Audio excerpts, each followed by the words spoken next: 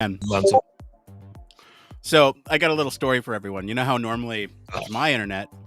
Oh wait, why is that ticker going? You know how it's normally my internet that's the issue. Well, tonight, Barry's internet is making a special appearance with some issues that we're having. So I don't know whether or not Barry can hear me. We can see him kind of, and we can hear him kind of. But we do hope that he figures out the internet issue before we go live. I mean, we're technically live now, but before we actually, record a show.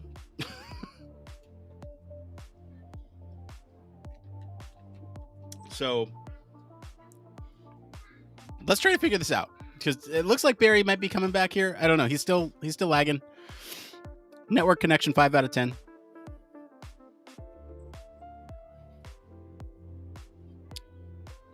While he does that, the story tonight. Metaverse standardization. It was a close one.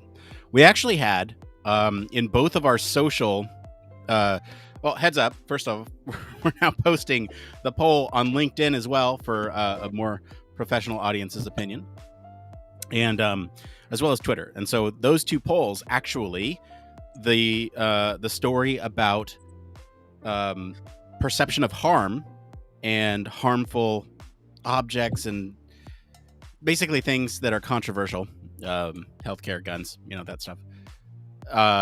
When it's perceived to have harm, there's some interaction effects of what you can switch. Anyway, that story was actually performing better on our social media. However, our patrons have spoken, and they wanted the story on the Metaverse, and our patrons are the ones who drive the show. So we're talking Metaverse tonight, and it will be a good time, provided that Barry's internet remains with us. Is not dead and buried in 30 minutes time. Have you tried restarting the router?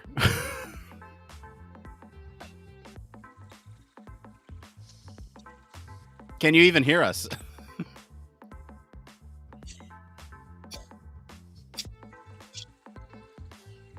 Kind of. Okay. I don't know if I can't use. Oh, I can't. Yeah, not really. It is terrible. Hold on. Have we just moved out a bit? Can you hear me now? Now I'm wondering. Yeah, I'm here. Yep. Okay. I'm wondering if you have any other applications running that are siphoning internet. I've done a complete. No. Have you tried turning it off and turning it back on again? Yeah, just did that. It's only. That's so odd. Well, you're at 8 out of 10 now, so whatever you did. Oh, wait, there he goes. Bye, Barry. It's going to be a fun one tonight, folks.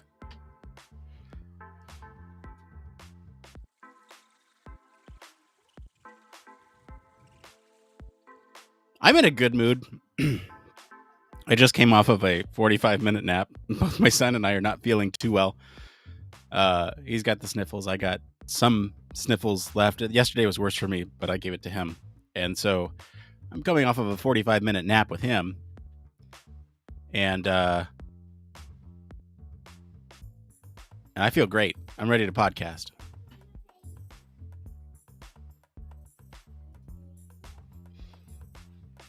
Okay, here's Barry again. Let's see what happens. Hi, Barry. How are things? I think you are a 10 out of 10, and your internet's great too. Why, thank you. That's so... you did me right there. What the problem is? What was the problem? Oh, I don't know what it was, because that was just going then. Chrome. Oh, okay. I've now gone into Edge. Oh, okay. Well, look at that. This is going to Edge rather than Chrome. So there's clearly something happening in Chrome, but nothing's changed. So that's weird. Chrome uses a lot of processing power. I don't know why it'd knock your internet down, but well, it shouldn't do. I mean, it shouldn't do at all, considering Yeah. It's worked perfectly because, like I say, it started getting goofy last week, didn't it? So, yeah, weird. I might maybe it's the time to move away from the Chrome, and maybe Edge is now the way to go. I feel a bit unclean saying that. That's weird. Yeah, but it works with everything else. I was doing something else with it yesterday, and in fact this morning, and it was fine. I just went through and like closed a bunch of tabs on Chrome earlier, and my computer is running so much better. Go figure. Well, I don't generally have a load of tabs open. I tend to. I'm quite thinking about that. I hate having loads and loads of tabs. So. Oh, see, I just love tabs. Oh, I need to do something. I have 3 tabs open for it already. Let's open another one. Right, I need to change that for the same thing. Let's see. Right, where are we at? Right, I was getting worried then because I didn't think we'd have a show at all. Never mind be able to talk about notes. Yeah, my Chrome's really ropey. Yikes. What is it? I don't know. No, I don't really care because now we're doing it this way. Then it's all fine. But I wonder whether there's an extension on a bit. Oh, that could be. I could be. I don't have any extensions, but I mean, so have you downloaded anything sketchy? Someone's mining Bitcoin off of your. Oh, they wouldn't get much power out of me. It doesn't matter. It's the collective. If you're mining a little bit and somebody else is mining a little bit, that is very true. Right. Let's just do. I'll just do my own admin here while we. I was talking to a mentee yesterday about performance on the margins and how the bulk of something can be great, but if you have all these like marginal issues. And you clean up those marginal issues, the appearance of the whole will be better. It's true. Yes. See where you're coming from? Yeah. And so I bring that up because you were mentioning or because of the Bitcoin mining, and you get a bunch of little bit. Those are the margins. That makes sense. This is now a Bitcoin mining podcast. Human factors thing is over now. We're done with that. We're going to rebrand. Actually, hang on, we can do that now. Let's see here. We'll just, I don't know. Oh, that was the other. Yes, I might. My other one more thing. All right, Barry, you ready? We're going to change the name of the show. You ready for it? Go on then. All right, there it is. Bitcoin Miners Cast. Well, it's got a nice ring to it. Just we could slap cast at the end of anything. Like what's the most obscure topic that you have any knowledge about? The electrical wire running under my lawn. Cast.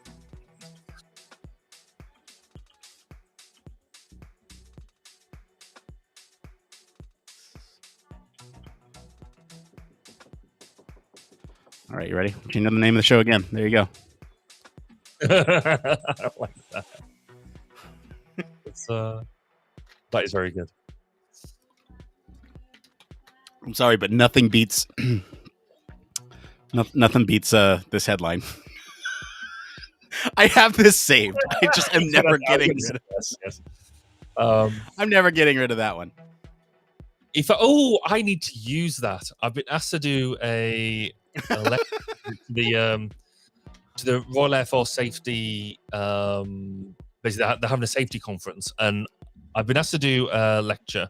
I've been asked to do a presentation of my choice, basically in my role as sort of, because basically the people who organising the conference, I interviewed them on 1202, so they asked I would have come along and talk, and so I want to do a talk on basically this talk is titled "Communicating the Human Factor," and so I want to base it all around comms, and I think that is going to be I think I've got to have that in there somewhere yeah.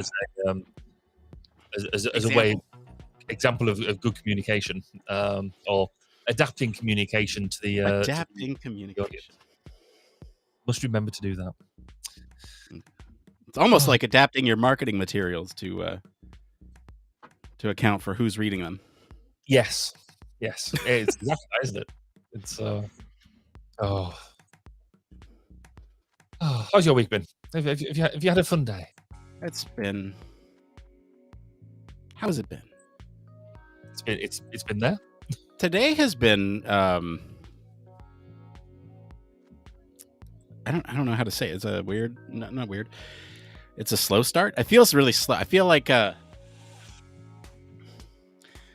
lot of the days of the week this week, ADHD has been battling me at every step of the way. Like one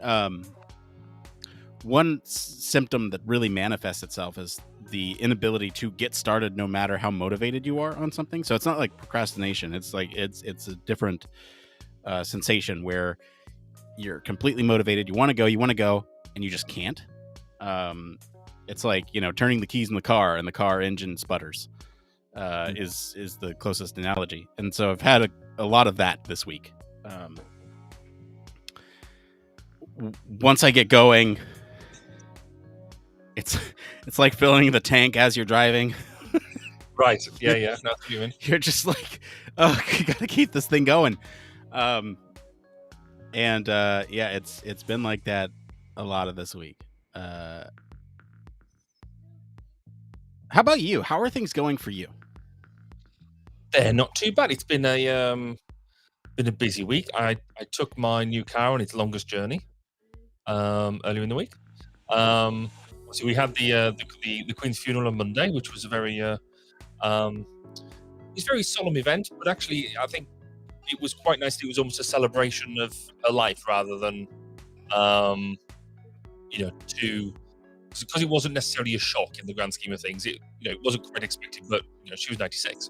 And so there was a lot of celebration of her life involved, which was quite nice. But there was a certain amount of the pomp and circumstance that we do very, very well. And so it was great to see. And there was tradition in there that hasn't been done for, 70 years. A lot of people hadn't seen it in their lifetime, that type of thing. So, yeah, it was absolutely fascinating. Checking I've got the right audios on the go because I don't sound quite right to myself. You sound right to me. That's okay then. Checking that's in there.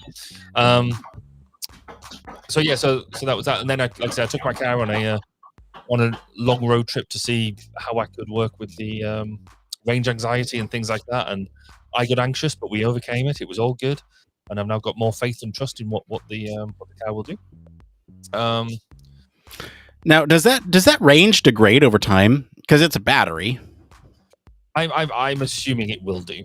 But what's quite interesting is, and I don't know whether it's just the car I've got, or whether they all do it.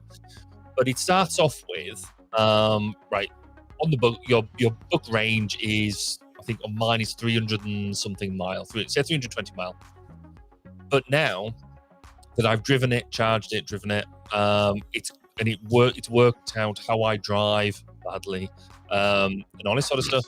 Now when I go, it's changed the range, so now it's more like 270, 280, because that's almost like real world miles as opposed to made up miles, or as they call them, Tesla miles.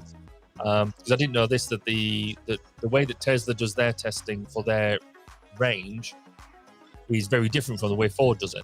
Ford does theirs in a way that is actually more akin to the real world, whereas Tesla does it in a way that is the very best, idealized.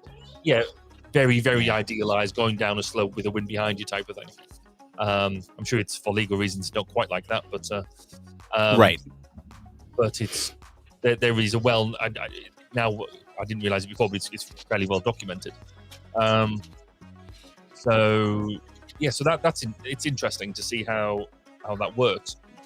And also when you've got your petrol or a diesel car, when your range on, you've got thing that tells you how much supposed range of miles you've got.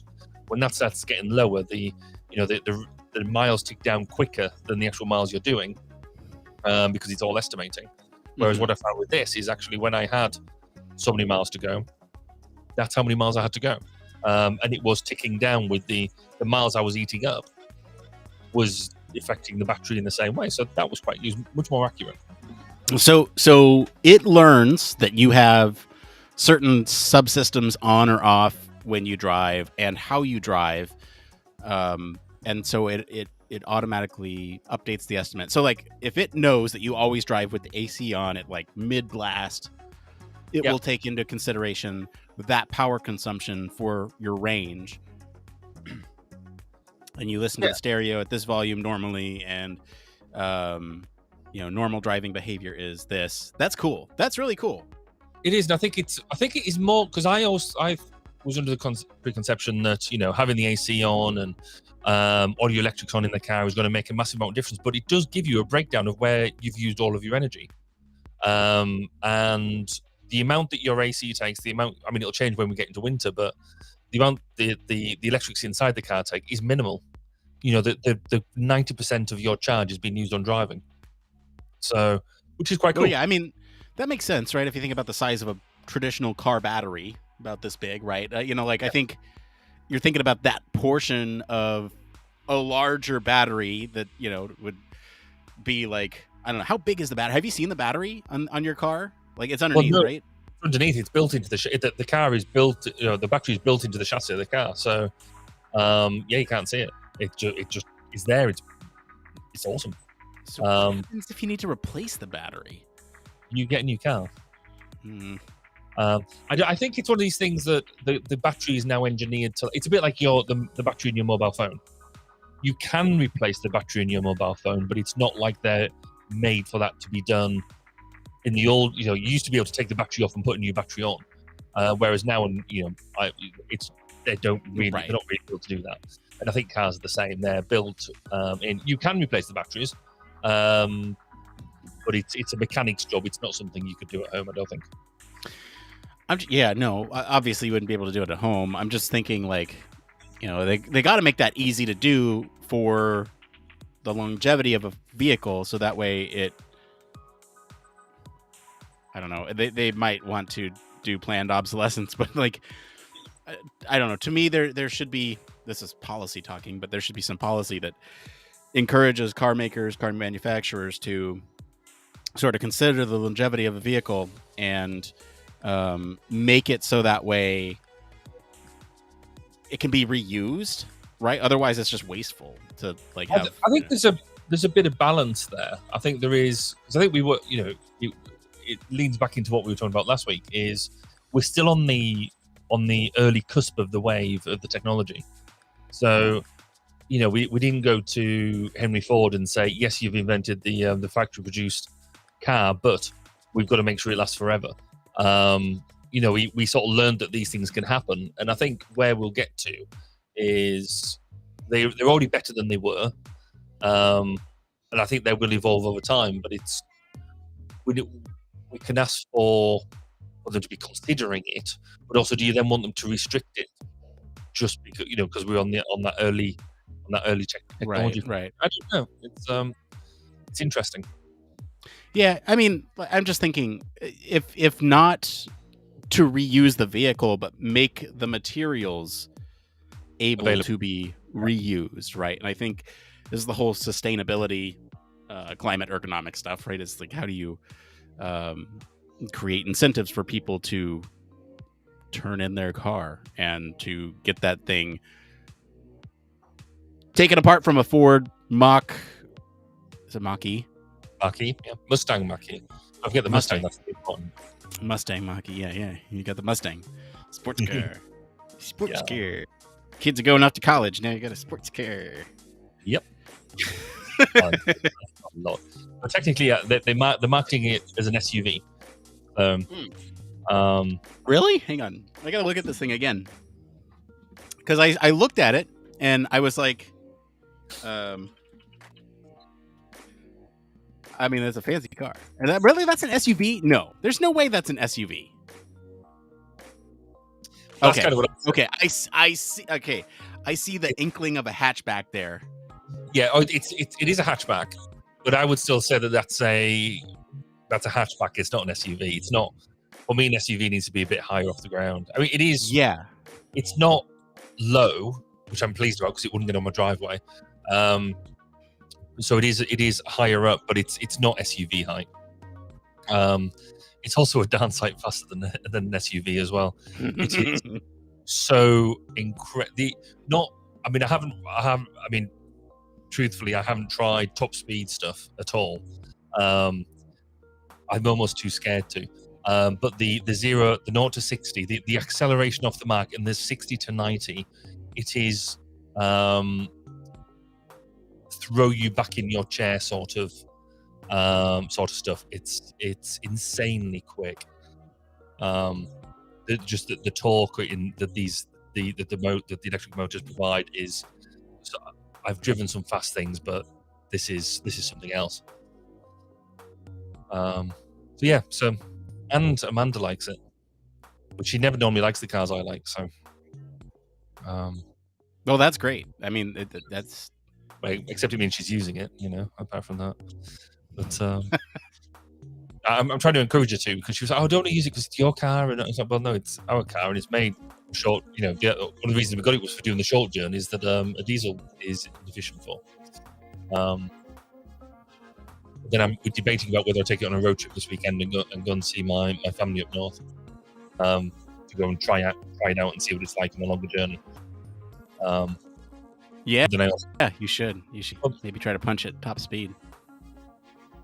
Well, I couldn't on a public forum suggest that I would do that. Oh yeah, of course not. No, this is just me being a bad influence here. This is true. Maybe in the middle of the night, if nobody's watching. Yeah, exactly. But that might be dangerous though, if you can't see middle of the night. It has lights. I can see. And I know where I'm going. Okay. Yeah, I read. I read a story when I was doing the news recap the other day about how our LED transformation, going to LED lighting, is having some negative impacts on the environment in ways that we didn't foresee. Really? Mm-hmm. So because electricity is cheaper to power these lights, we make more of them, and that maybe we can see better at night. And what they're brighter. Yeah. And what they're finding is that brightness and clustering of these bright lights, especially on more rural highways. I know you're not getting that much lighting on those rural highways, but in places where it kind of intersects with ecosystems, those ecosystems are being impacted by the lighting in the middle of the night. And so I forget exactly. Hang on. I got to find the article because I was going to say you're going to have to. Yeah. I'm not remembering the kick, right? We could potentially have more lights for your dollar type thing. And there is the whole. I do have mixed views on light pollution, on whether we think it's actually a thing or not. Yeah. Where was it? It had to have been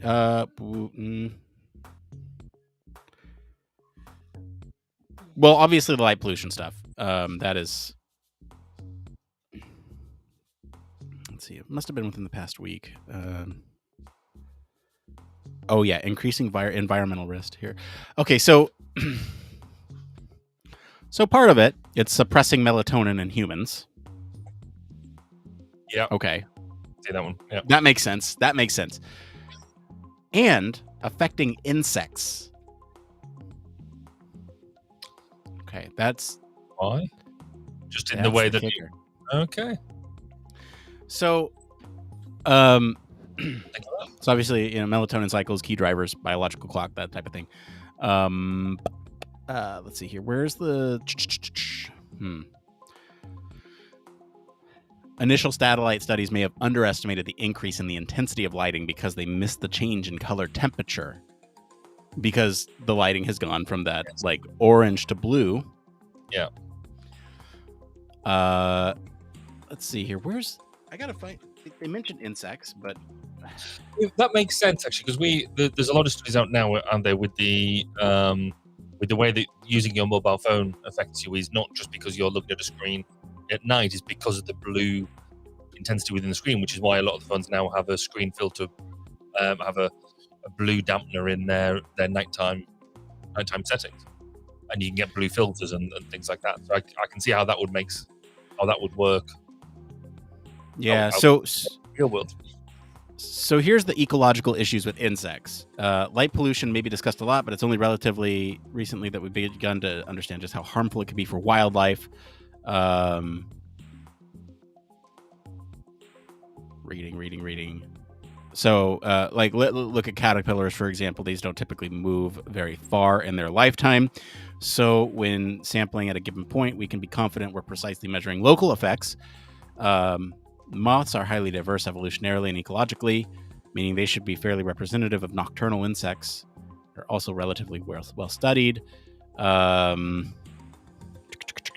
What is the takeaway? Show me the takeaway.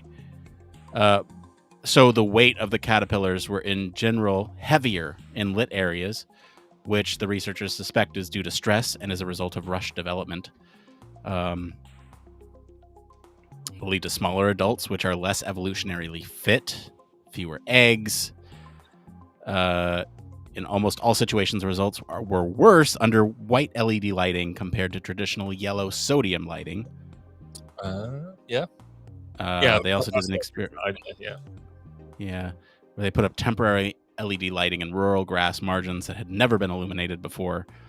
They found that the feeding behavior of nocturnal caterpillars was disturbed. And the bigger picture here is that 1.1% of the land in the study site is directly lit by streetlights. Suburban areas are frequently illuminated, so 15%. Only 0.23 of land and 0.68 of wooded land is lit. Lighting is probably not the main cause of insect declines, but can clearly contribute. So it's not the takeaway message here that I was expecting, but it's still like that impact is like something that I wouldn't have thought about. Yeah, it's that law of unintended consequence, isn't it? It is interesting.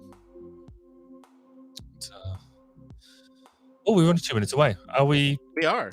The notes. Well, look, I just changed the name of the podcast again because. Yeah, let's take a look at the notes. Let's just make sure those are good. Do you have your one more thing? I have my initial thoughts. That's just word. I've got a bit at before we get into the other bits. I've sort of got that bit from Bob Stone. Yeah, is there a place that we can loop that in? We can do it at the top, but is there a better place that we can loop it in? I don't know. I just put it in there because I felt it was a bit of a scene setter. Okay, great. Yeah, that's me. Perfect. No, that's good. And then I was like put in basically what's the standard. Yeah, that's great. And then dive into some of these. I mean, we won't get through all of them, but we've definitely got enough there to talk on. Yep, we do. And I will be more mindful of the clock this week because we ran like 10 minutes late last week. Even with you dropping out in the middle there, it was still like 10 minutes longer than we normally do. But it was all quality stuff. It was. Yeah. It is interesting, isn't it? Because you do get some of the... I mean, I did wonder whether that topic last week we might go stale on because it was so obvious. When some of the ones you look at and go, oh, we're going to talk forever on this. And actually, they're not maybe as good as you think they are. But then you've got other topics you're like, oh, we're gonna struggle with this, and you just can't shut us up. Yep, it is interesting. Yeah, it was good. Okay, well, let's see. My computer is now lagging, so this is great. Like 1 minute before we go live. What the heck? I feel this always happens. I'm close some stuff. You know what? We can. It's the hour right now, or it's 30 after right now, but I am gonna just take my time to make sure that some of this stuff is in fact taken care of, because I do not want any issues tonight. I don't need any of that stuff up. Let's close those. Yeah. All right. I think we're good. Let's do Except I just closed the show notes. Hold on. I was going to say, you have just dropped out of the show notes. Yeah, that wasn't your most sensible move in the world. That was not. Let me get those up before we start here. Am I in the right one? Because we had 2 made today. It looks like this is the right one. No, you're not. No, you're not in it. Incorrect Oh, one. I can't see you in it anyway. There you are. You're in there. Oh, I am. Okay. I see you. Okay. Wow. What a mess. We're starting a whole minute late. I cannot believe this. This is so irresponsible. We told the people. Well, nobody's messaged us or anything, so I mean, nobody cares. Okay. You know what? If we get some angry. All right. We'll be back. We're going to take a quick break and start the show. We'll be back.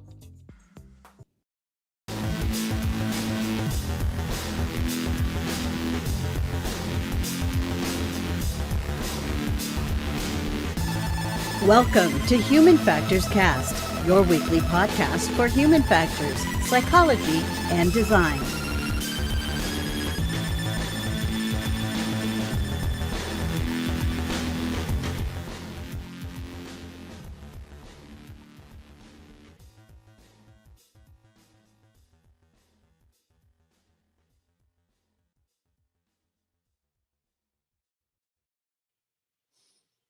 Greetings, everyone. It is episode 259. I'm going to say that slowly this week because I said 208 last week. We're recording this episode live on September 22nd, 2022. It's Human Factors Cast. I'm your host, Nick Roome. I'm joined today by Mr. Barry Kirby. Good evening, Nick, and good evening, everybody. Good evening, good morning, good afternoon, wherever you're listening, watching, whatever from. Good that. We got a great show for you today. We're going to be talking about how the metaverse needs standards. And later, we're going to answer some questions from the community about human factors and agile methodology, what artifacts we usually deliver, and whether or not other people in your company are doing UX research. But first, some programming notes. Hey, a lot of new listeners recently. And if you've joined us recently, hi, welcome. We're so happy that you found us. We typically get a lot of folks joining up on the podcast around the time of some big conferences. So welcome. We're happy you're here. Hope you like the show. And speaking of big conferences, there's a couple other bits of news that I'd like to share. We have our HFES Town Hall next Tuesday. I'm going to sit down with Chris Reed and some other folks from HFES, talk about some fun, exciting things. It'll be the last one before the annual meeting, which, by the way, we'll be there. We're covering the event. We'll be live streaming the event in some capacity. In what capacity? Well, we are going to have a big old live stream bash. It's going to be a big, long live stream. You can join us on all of our social platforms. We'll have guests from all different swaths of human factors. We'll have some surprises, some announcements. It'll be a good time. And we hope that you'll join us there. We will kind of package everything up and drop it in our podcast feed, but really the live stuff is going to be super fun, super interesting, and we hope that you can all join us, especially if you're not planning to go to the conference in person. We'd love to have you join us. Barry, that's enough from me and the HFES side. What's going on with 1202? So in 1202, you've still got the interview with Susie Broadbent that's up there. Obviously, we haven't put the last episode up because of the Queen's funeral and things like that. But on Monday, the interview, the long-promised interview with Gordon DuPont, the father of the Dirty Dozen, them 12 main reasons that cause people to make mistakes, is going live on Monday morning GMT. So that'll be up on the 1202 podcast feed and up on YouTube. But the other thing that's going on, if you can talk about HFES, I want to talk about the CIHF. Because tomorrow at midday, now, if you're listening to this either live, through the live recording, or when it just as it drops, 12 o'clock GMT, the CIHF is hosting a webinar with the Indian Society of Ergonomics about the impacts of the pandemic on the informal economy. Now, this is important because I'm chairing it, and we look to explore the lessons from the pandemic from our international community. And even if you miss the live version, then you will be able to get to it through the CIHF. We obviously have all of our webinars that we host; they're always available afterwards as well. So even if you think you've missed this just because of the timing, and I recognise this is very last minute, you can definitely still listen to it later on. And I have no doubt, because of the quality of the hosting, that it'll be a fantastic event. I trust that host. I think there's probably going to be some good stuff coming out of that webinar. But enough of inflating Barry's ego. Let's go ahead and get into the news.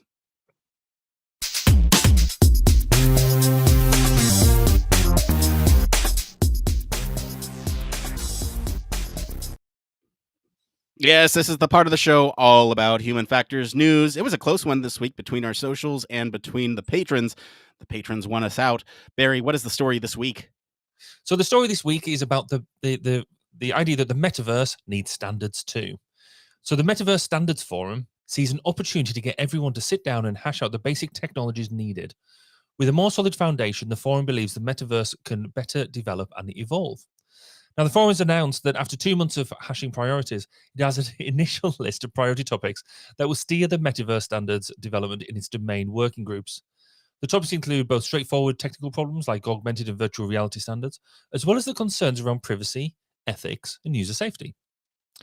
The metaverse itself doesn't exist yet, and probably won't for some years to come in the way that we believe it should. But there's enough industry interest in beginning the process towards building it, whatever it may ultimately be.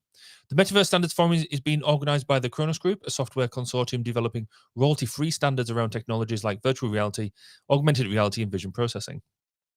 Although there are numerous competing versions of what this metaverse will actually be, many visions have common points of connection. Virtual reality, augmented reality, tech will be involved, as well as drive towards shared experiences, whether that's something exciting like attending a concert or more mundane things like renewing your driver's license. Some people see a future iteration of it or a replacement for the internet. But if so, the technologies that will make it happen need to be more tightly integrated than they are now. Beyond standardizing just AR and VR come related technologies like 3D modeling, volumetric video, and geospatial data. All in all, the members propose more than 200 potential topics to prioritize for the metaverse development.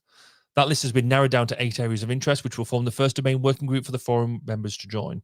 The list includes more technical challenges such as interoperable 3D assets, user identity, augmented and virtual reality, and user interfaces.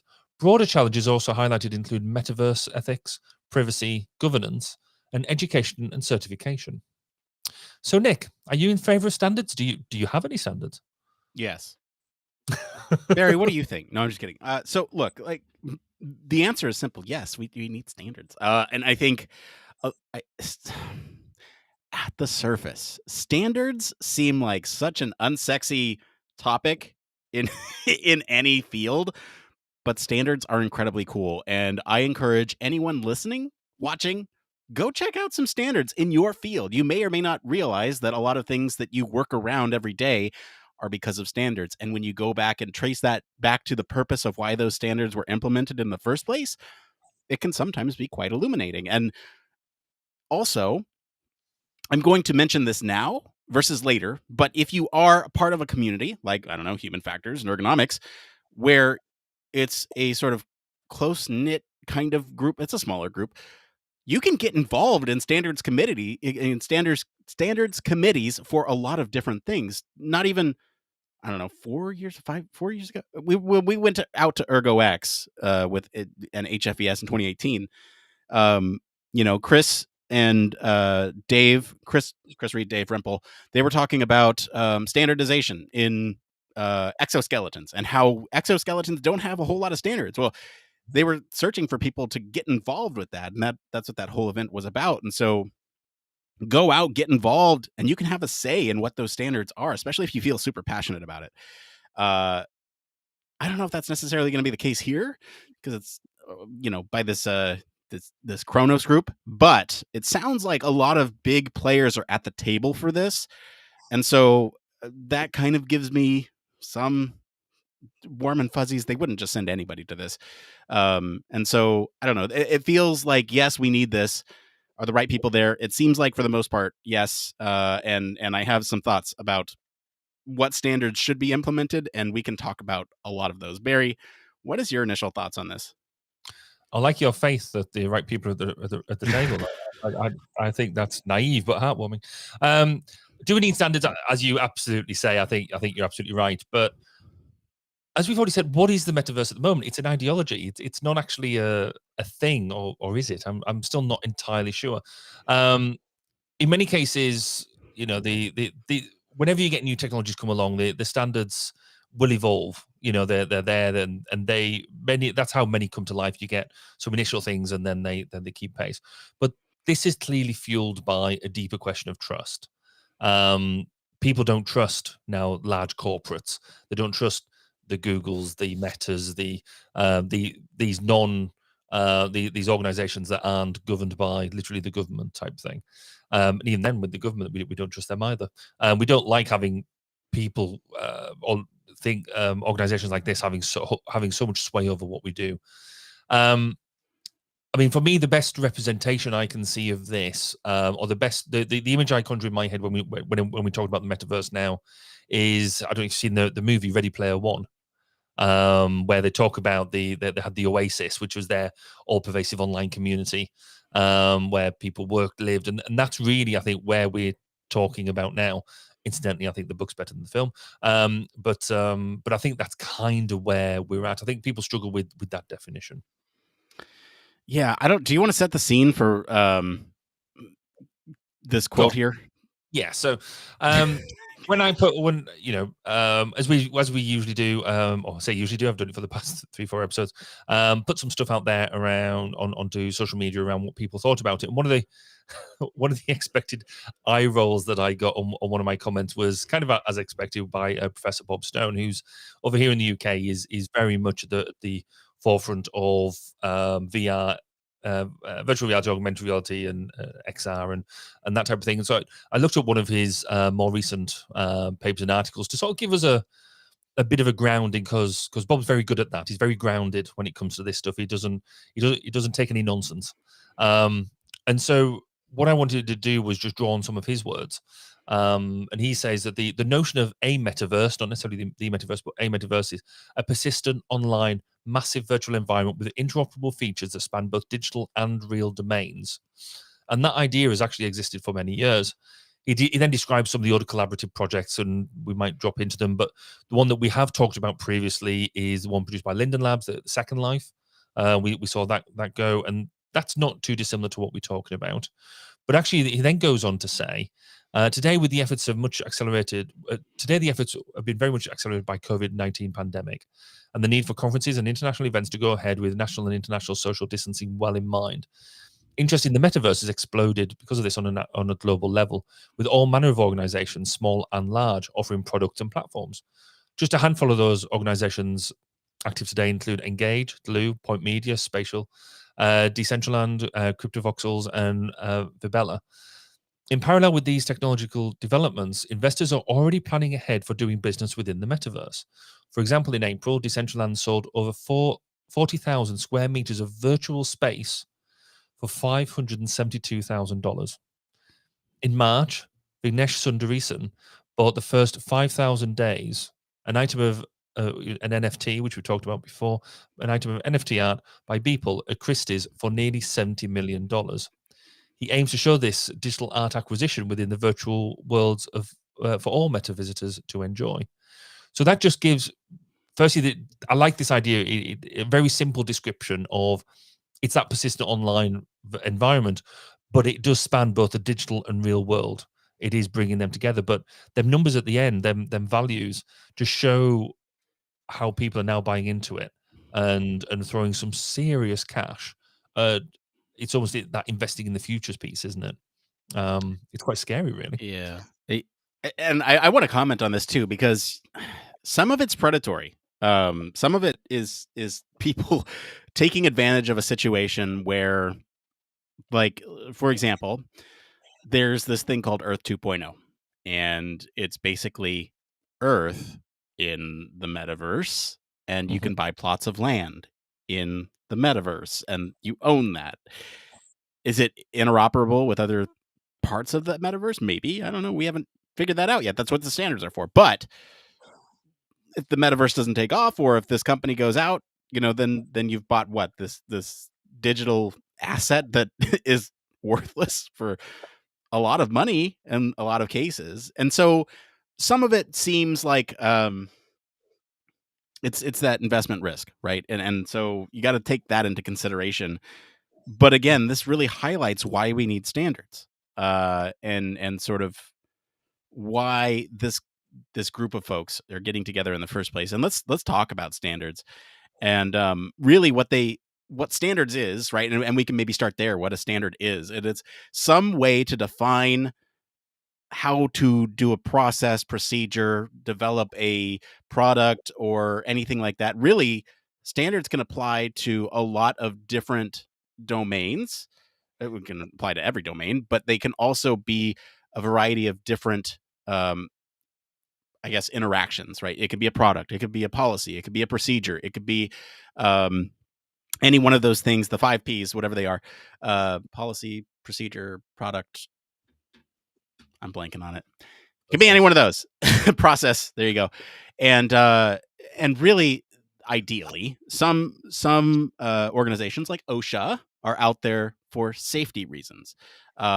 Occupational Safety Health Association, and so that's why they exist in a lot of cases. In most cases, I would argue, some are government mandated, some are not. Some are sort of community driven, like the exoskeletons thing. I think there's ISO standards for that.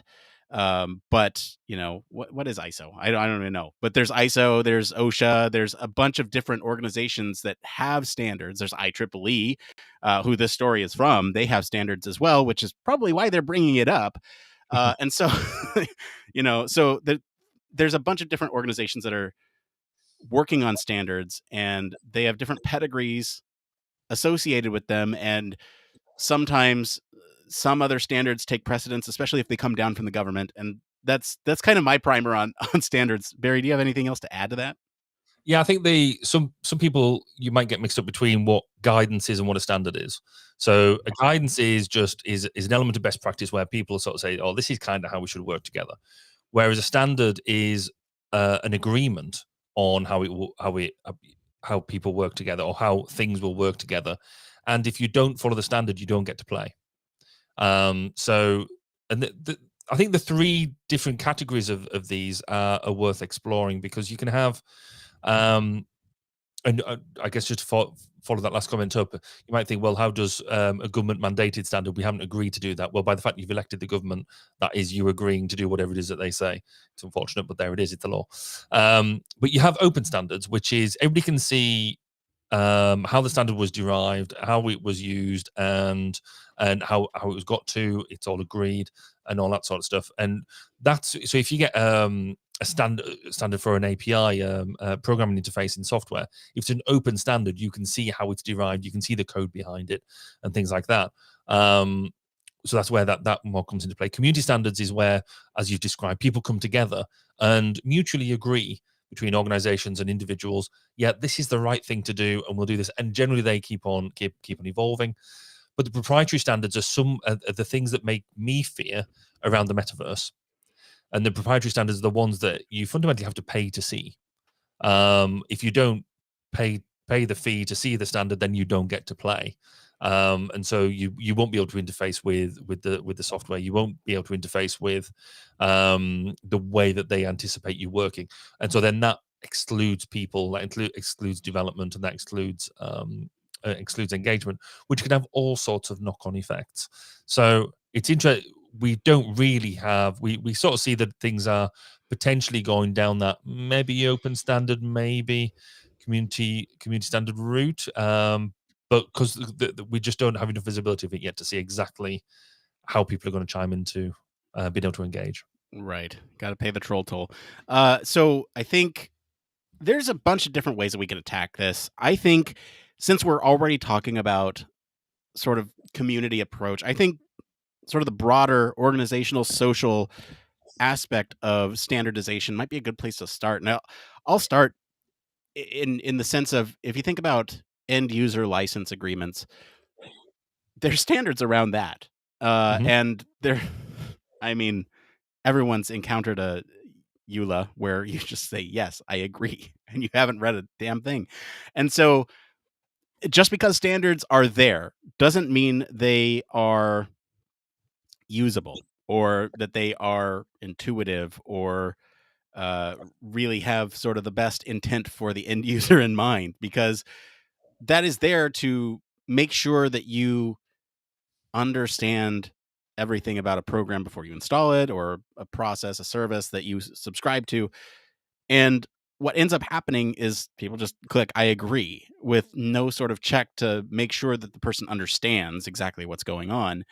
That's because these things are super long. And if you think about some methods that companies and others have employed recently, it's like, okay, the I agree is not clickable until you've scrolled through the thing. But now people just scroll through the thing and hit I agree. So you're adding an extra step to it. They're not really comprehending it. It's just, it's a standard there, so that way people can be aware if they choose to dig. And then that doesn't protect the consumer in a lot of ways, because then the company can come back and say, but you hit I agree when you came onto our service or product. You hit I agree, which means that you read that. And it doesn't. And so when you think about stuff like that, you have to really think about who's making these decisions and why those decisions are there in the first place. That to me sounds like, a legal thing where they were like, okay, we gotta inform the user. Let's make it in the worst way possible.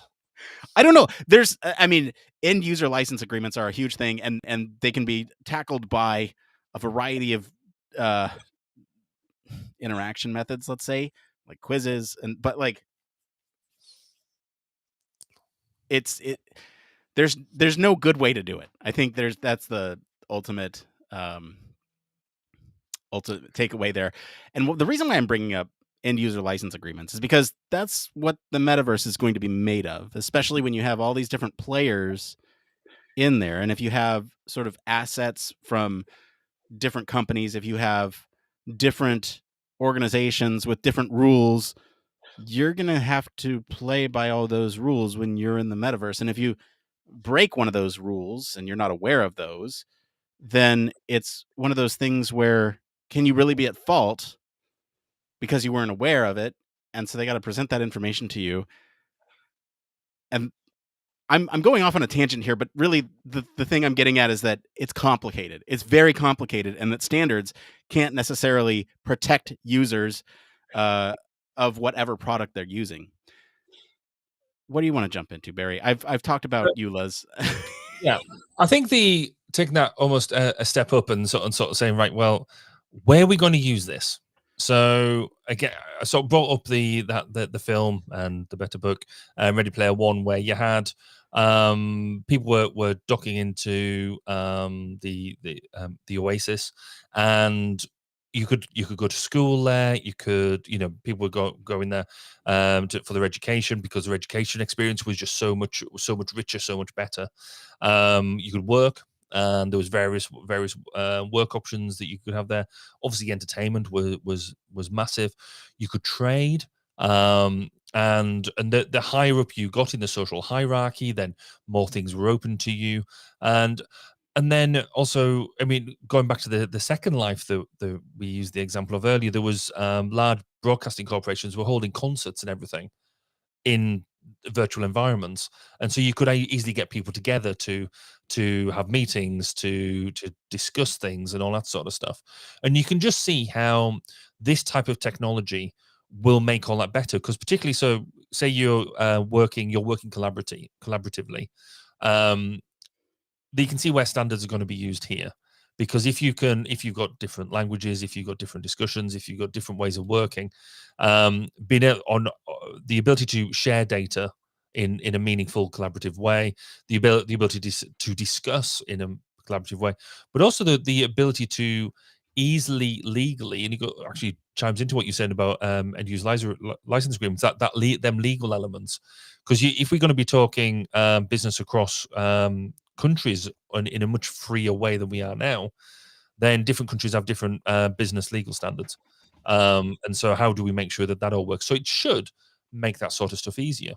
Your education piece is going to be huge, because the ability to go and demonstrate foreign cultures, the ability to go, I mean, some of the examples that you get used when you're talking about things in space, you can actually go and visit the sun, the planets, or the representations of.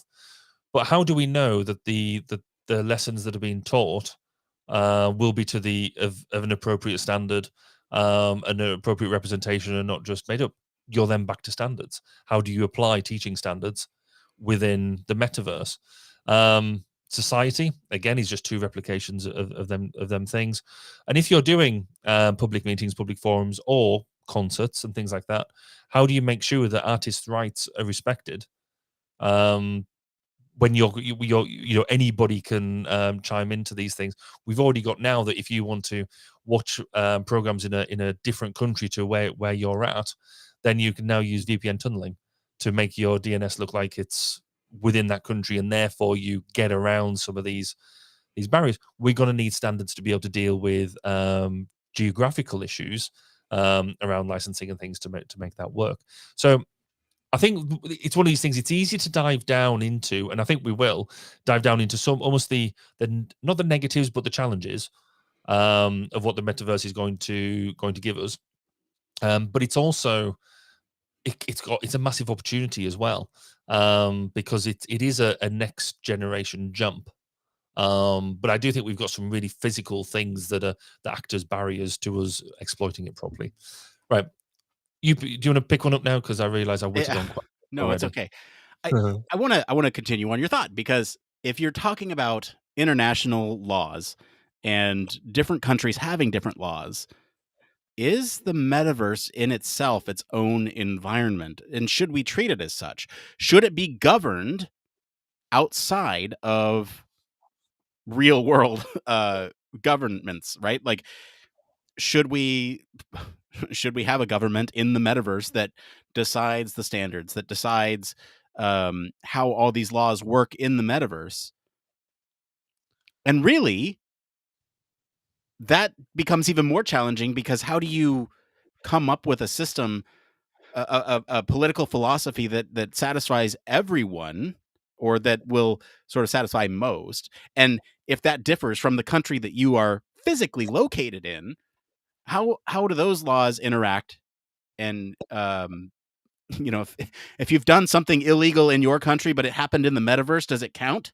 So there's all these, like, this opens up another can of worms, but this is where I'm headed, because if you think about standards, you are operating, especially in a space where, if we think this is truly the internet X.0, whatever it is ends up being, we can bring some of the lessons learned forward from those, but also it introduces a whole bunch of new challenges, especially if we're spending our entire lives in the metaverse. We had an entire show on that.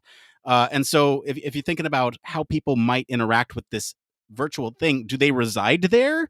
Are they a member of society there? Can they still, does a government make sense? Is that then somebody's whole job? But then how do they make money in the real world? Do they make real world money from the metaverse and then use that to fund a residence in the real world?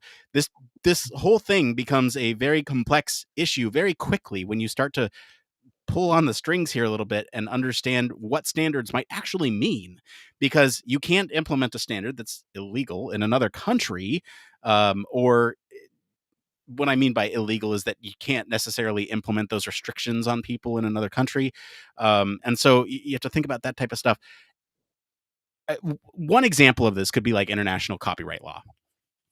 And if you have, like Fortnite does this now, you have a bunch of different characters in Fortnite that are interacting with each other. And it's such a bizarre thing to see, characters from one franchise that you love, like stormtroopers fighting Goku. Like it's weird, right?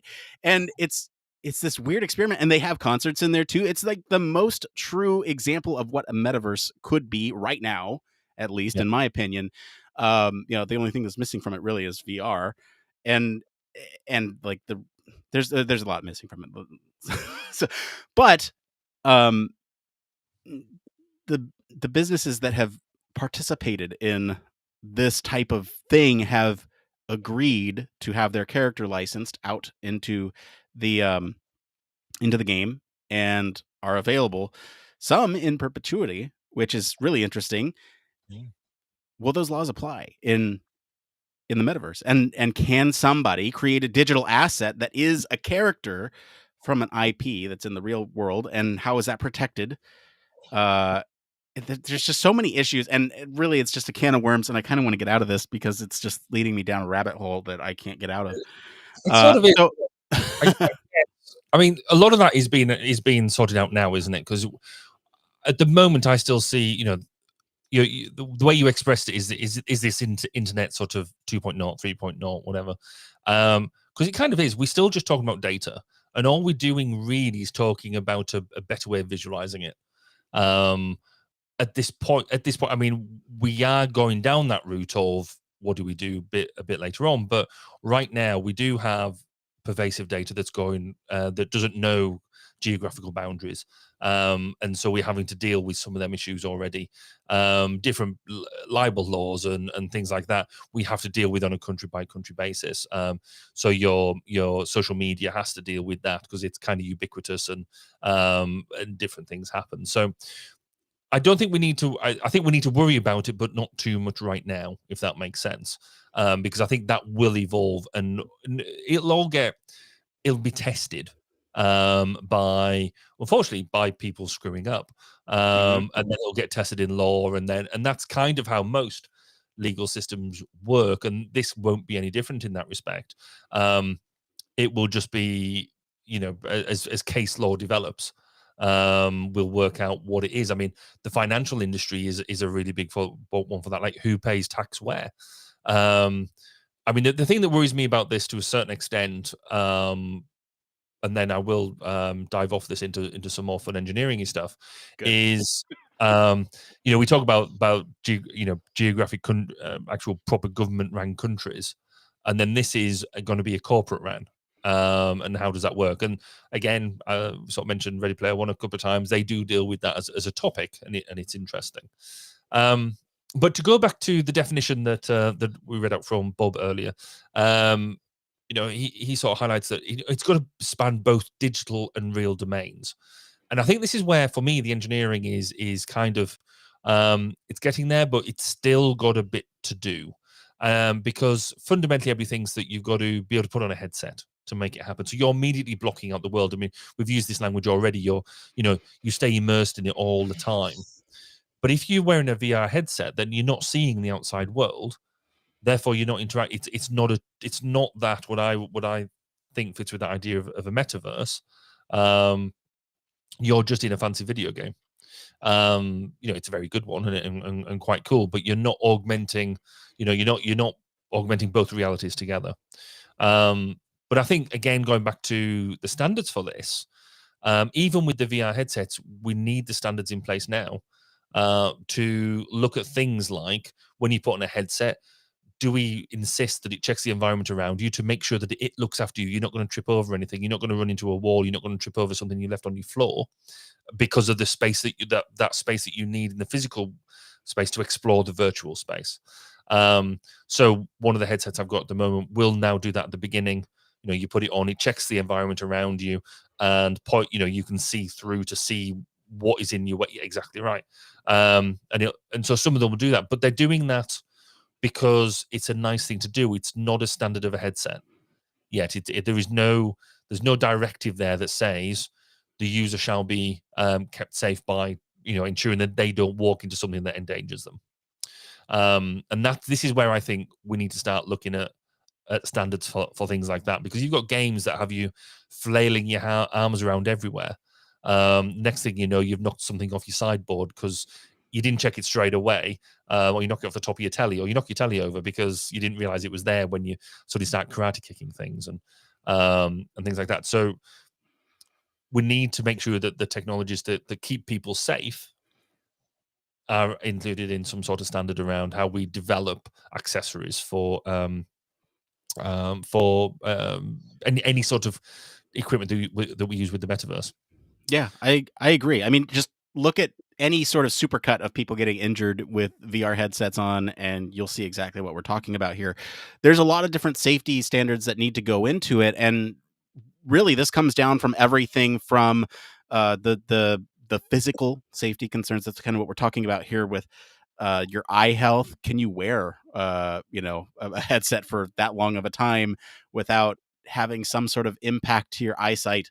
Can you look at physical health if you're in this thing and you're not moving? If you're kind of just sitting there looking at things in the metaverse and moving with a joystick rather than your physical body, if you're unable to, are you then neglecting your physical health in terms of exercise and nutrition? Even are you opting for the easier choices versus perhaps a more robust nutritional choice because you're stuck in an environment and you want to stay there? You're not stuck, you choose to be there. And then there's the physical health of others. Like Barry said, if you're waving your hands around in the environment, how do you communicate with others in that environment that they can't see you and that you are at risk of being in that danger zone? And like this, there's some really really tough videos to watch where there's children walking around people in VR, and it's like, okay, well, you've just hit them in the face because they were unaware that you can't see them. And um it's this whole external awareness thing that needs to happen. Beyond that, there's also the sort of ergonomics of the headgear, right? As these things, I mean, thankfully, some of the headsets now are fairly light, but if you imagine sort of long-term effects of having a weight on the front of your head, you're pulling your neck forward, and is that great for posture or long-term mobility? Probably not. And so there's counterweights, and then but you're still putting weight down on your head, and so are there timers associated? There's all these different things that need to go into it. And I think beyond that, there's some of the engineering of the devices themselves. I talked a little bit about the ergonomics. You want to talk a little bit about usability, Barry? Yeah, I mean, we've got to make sure that a bit like what we have with a lot of phones now, you've got a lot of basically standards around the user interface, and there's well, almost there is a standard around what we see, what you expect to see, what actions do what you expect a non-switch to do, for example, how you expect to engage with different bits. With the use of VR and AR, there is obviously potentially different ways, and if you use any of these devices at the moment, you see that there are subtly different ways of manipulating things, subtly different ways to have you progress through a game or through a building or something like that. And we need to get some standards there about making sure that is a common way of working. Not necessarily because it's hypercritical or anything like that, but it means that when people are developing new applications and new cool stuff that we expect to get the benefit from, that if you've got standards there to delve into, it's a bit like having a library of like what we would at the moment with any sort of user interface design. You go for the libraries of the stuff that is ready defined from there already, because it's going to be adapted. It means that the training burden is going to be super low. It means that people are going to be able to go and be immersed in it and use it straight away. So it's really, some people see standards as being the stick that you beat people with to do exactly what you want. Actually, in many ways, certainly from our perspective, from an HR perspective, particularly from a user design perspective, then they're brilliant, because if you implement the standard, then there's a really good chance that its adoption will be super high, and its usability will be really, really good. And then that means you can actually focus on what's the novelty of what I'm doing. What is it that's super special that I'm doing that we couldn't do before? And that's where the metaverse then will have value, because if we can, get rid of the dull stuff, in theory, you can actually focus on the value. Right. In the notes, you brought up a good point about how to train people on this thing and whether or not it should be intuitive like our phones. There's no real instruction manual, but sort of using something feels intuitive, and you kind of get it just from from interacting with the thing. Should VR operate the same way?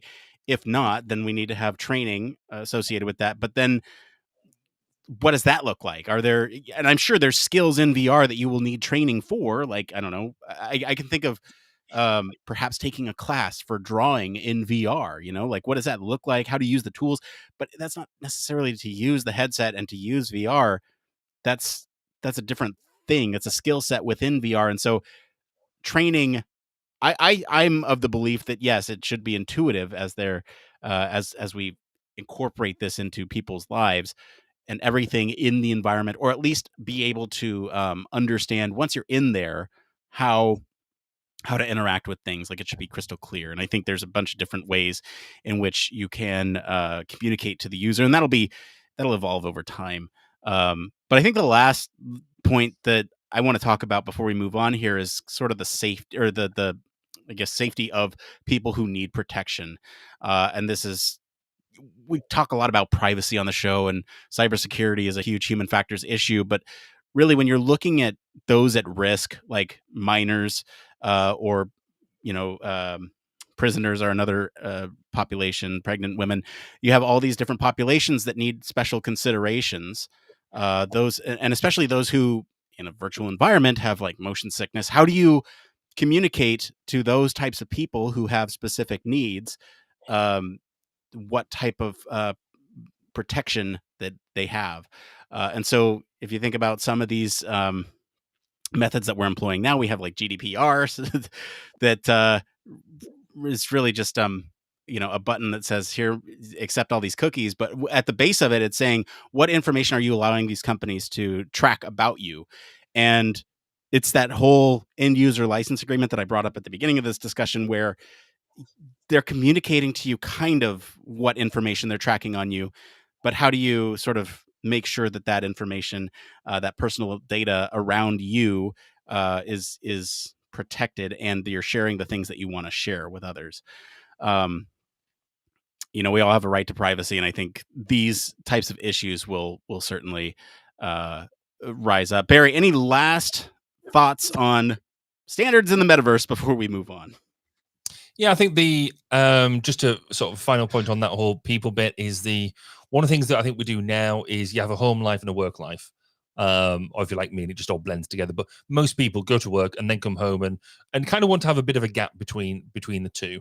If you're living your life in the metaverse and you don't have an ability, a bit like we do at the moment, that you can say to your employer or whatever, back off, I'm at home now. How do we balance that work home life piece? How do we keep our hobbies away from and our extracurricular activities away from our day-to-day activities and things like that? So how do we put in them barriers? But as a final sort of thought from me, if we get all this done right, looking at the positive side of things, there's some really big advantages that we're going to see. So the ability to do, I mean, even now we sort of do we're doing this hybrid working where we try and we're still missing. I still miss physical meetings. I went to one this week, and it was really nice to be in a room where you could pick up subtle cues. I could tell when I was making people, I was putting people under stress when I was asking them questions, and then I could rephrase my question in a way that was perhaps less threatening. In a way that you just wouldn't pick up on like a camera system like we're using at the moment, a remote system. So if the whole VR piece gets better and you can actually see more of that interaction, then that means actually people will be less. There'll be less need to travel, and so that'll be brilliant for the climate. And we can also, you can go and visit people and talk to people that you don't necessarily talk to very much because they live so far away. I might actually go and say hello to my parents and things. So I think that sort of thing, it will be really good if we get it right. But we're going to need to rely on standards to make them sort of interactions that we can focus on the interaction and not everything else. So yeah, I'm quite excited but nervous at the same time. Well said. All right. Well, thank you to our patrons this week for selecting the topic, and thank you to our friends over at the IEEE Spectrum for our news story this week. If you want to follow along, we do post the links to all the original articles on our weekly roundups in our blog. You can also join us on our Discord for more discussion on these stories and much more. We're going to take a quick break, and then we'll be back to see what's going on in the Human Factors community right after this. Human Factors Cast brings you the best in human factors news, interviews, conference coverage, and overall fun conversations into each and every episode we produce. But we can't do it without you. The Human Factors Cast network is 100% listener supported. All the funds that go into running the show come from our listeners. Our patrons are our priority, and we want to ensure we're giving back to you for supporting us. Pledges start at just $1 per month and include rewards like access to our weekly Q&As with the hosts, personalized professional reviews, and Human Factors Minute, a Patreon-only weekly podcast where the hosts break down unique, obscure, and interesting human factors topics in just 1 minute. Patreon rewards are always evolving, so stop by patreon.com/humanfactorscast to see what support level may be right for you. Thank you, and remember, it depends.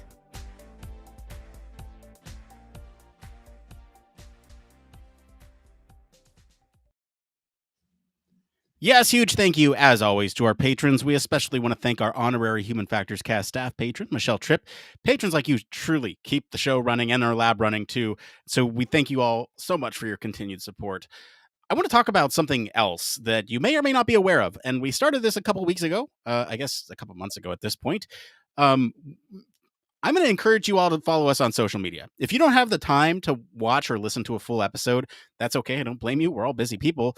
But on those social media accounts, we're now producing some shorts around the episodes that we put out there. So you can still keep up with the news. We post a little soundbite about what we're talking about on the news story that week.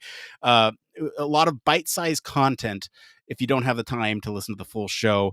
And we're posting these on TikTok, YouTube, Instagram. Go follow us there. I don't request this often, and I feel like too much of a social media influencer when I say, follow us on these platforms, but we are putting out good stuff. And really it's a way for you to connect with the show, even if you don't have time to listen to the full thing. We also put our It Came Froms out there, which we'll get to in just a second, and then you'll find it on the socials. Beyond that, we have our Twitter and our LinkedIn where we actually post our weekly poll. So there's a couple ways to interact with us, right? Short videos on TikTok, YouTube, Instagram, and then we have our weekly polls on Twitter and LinkedIn where you can actually have a voice in what we talk about on the show. I wanted to bring that up. I don't talk about that enough, but follow us on those platforms if you'd like to have more agency in the show, and keep in touch with us even if you can't listen on a daily basis. I understand. All right, so let's go ahead and switch gears, get into this next part of the show we like to call... It came from...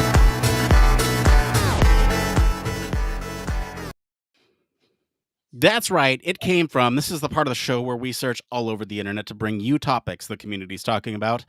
If you find any of these answers useful, no matter where you're watching, listening, give us a like to help other people find this content.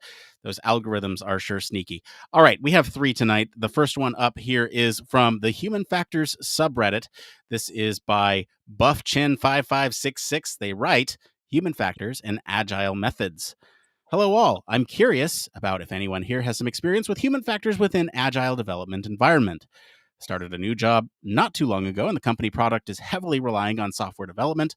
My feeling is that my company is using Scrum, which I think makes sense for the software development side, but is new to me as a human factors engineer. I also have a feeling that my team does not strictly follow the Scrum method. Anyway, basically just following my manager's direction. I'm also trying to learn new things about Agile. So, Barry, have you worked in an agile environment? How does human factors fit into that equation? Well, funny you should mention this. If you go to 1202 and look at episode 2 of season 1, I think it is, I talk all about the use of agile in human factors. Well worth a look. But fundamentally, yes. I think in the HF world, we sort of think that agile is maybe something new and shiny, but actually, for me, I just think it's doing good HF. There is some of the wider structures around it, around Scrum, and whatever way you're going to do it, you do bring out a really good differentiator between agile isn't necessarily. Sorry, Scrum isn't necessarily completely agile, or agile, they're not one and the same thing. You can be agile and not follow Scrum. Agile is a way of thinking. Scrum is a specific methodology. But the fundamentally around agile is bringing the right people around the table, and so for us that means making sure the user is at the heart of what we do. And for us, we're like, well, yeah, okay, that we always do that. That's the nature of the job. But we've got to remember that, particularly for software engineers or you do physical stuff engineers on the outside, they don't necessarily do that. That is a completely new way of working for them. And then I always get like the project management involved as well, because they don't normally see what you do on a day-to-day basis, and they come out and go, oh, you do actually work, and things like that. And so yeah, agile and sprint is something very close to my heart. I think it's a good way of working. It's not necessarily better, quicker. I think it's better. It's not necessarily quicker. The time taken should be about the same, because you're just doing it in a different way. The amount of work hasn't actually changed. And how you work within sprints, you'll pick that up as you go along. But fundamentally, you don't necessarily finish. If you don't finish all the work, you put it back into the backlog, reprioritize, and then draw. And it might get drawn out in again next, or it might get pushed on further down the line. Nick, what about you? What's your experience with agile? Full disclosure here, I am a licensed Scrum Master, so there's that. But I think really when you talk about agile and you talk about Scrum, it's a way to organize, and ultimately that's it. There's some concerns in here in this original poster's comment that I didn't quite get to, and most of it was around the time taken. There's 2 to 4 week sprints that a lot of companies implement, and when you start applying the time limit to those things, that's where it gets a little tricky, especially from a human factors domain, because we're reliant on access to users. And so there's some things that we can do, some things that we can't do, but that's why we plan. We say, okay, in these next 2 weeks, we're hoping to talk to 2 users. And if we can't make it, then we do that in the next sprint. It's kind of like a backlog. We want to talk to 5 users, and so we're hoping to talk to 3 of them this time and 2 of them the following sprint. And if we don't match the 3 this time, then we do the 2 next time, or then we do 3 next time, And so there's it's just a way to get organized. And I don't think that we as human factors practitioners should take it to gospel. It's just a way that people organize, and it's also a way in which we can communicate with other places, other people. We speak different languages, like developers and designers and product managers. It's a way that we can communicate with them about what we are doing within their framework. So beyond that, I wouldn't worry too much about it. Let's get into this next one here by Vuxanav on the UX research subreddit. This one's simple, Barry. What artifacts do you usually deliver? Do you design wireframes or prototypes? What do you do? What do you give? It depends. There it is. Yes, it could be it depends what the client is wanting to see, or whoever I'm delivering into, what it is that they're wanting, and the level of detail that they're trying to get to.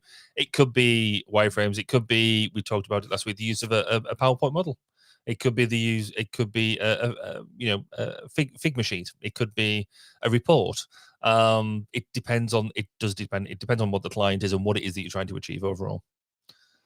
There's never been a more "it depends" question on the show, I think, because really, who's your audience? What information are you trying to communicate? What information do you have that you need to analyze? Like there's just a bunch of different ways in which to interpret this question. And in fact, I don't do this often, but one of the top answers here on Reddit itself is "it depends" with an exclamation point. And I just had to bring that up because really that's what the motto of the show is. And they go into a bunch of different types of artifacts that are delivered. But Barry, you hit it right on the head. Like I would say bread and butter, probably presentations of some sort.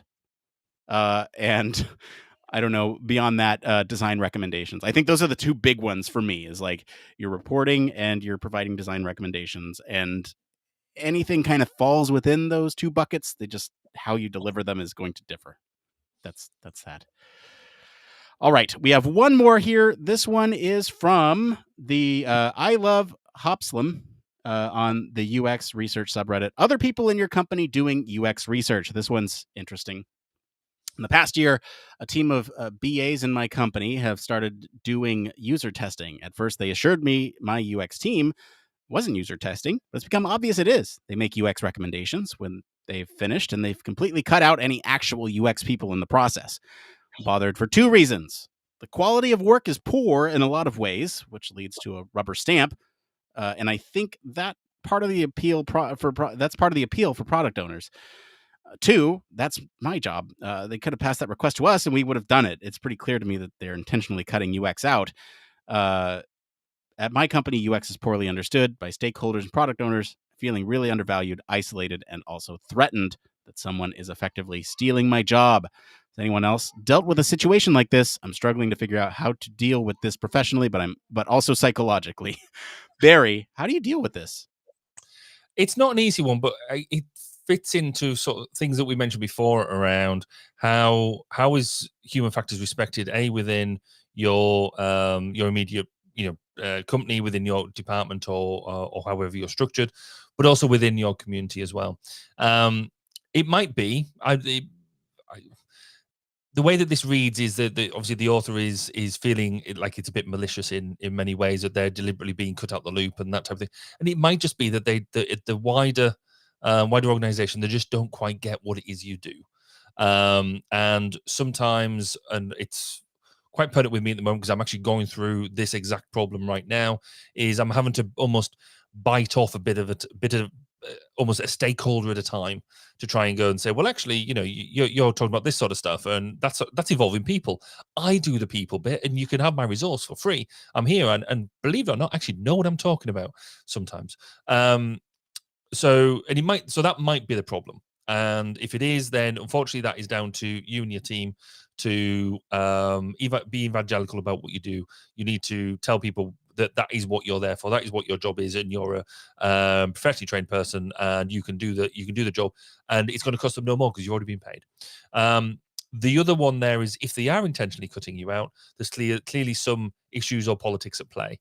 And really, you could just there's two ways of doing it. One is ignoring it and go and find another job if you just don't like it. If the company's not working for you, go and find one that loves you. Or you could try and solve it, because other people might not realize that this issue is in play, and raise it up. Go and raise it up through your management or whatever the appropriate route is. Don't just, no matter what the problem is, though, don't just ignore it. That's possibly the worst thing you can do. If you just sit there and just let it roll, you will get, you'll feel more disrespected. You won't get the satisfaction out of the job that you want to do, well. So it is sometimes quite appealing just to think, oh, it'll sort itself out over time. It won't. It'll only get worse, and you'll feel worse, and that's probably the most important thing at this point. Yeah, Nick, I think there needs to be some sort of internal stakeholder meeting. Understand, roles and responsibilities, and if that isn't clearly defined, roll it up.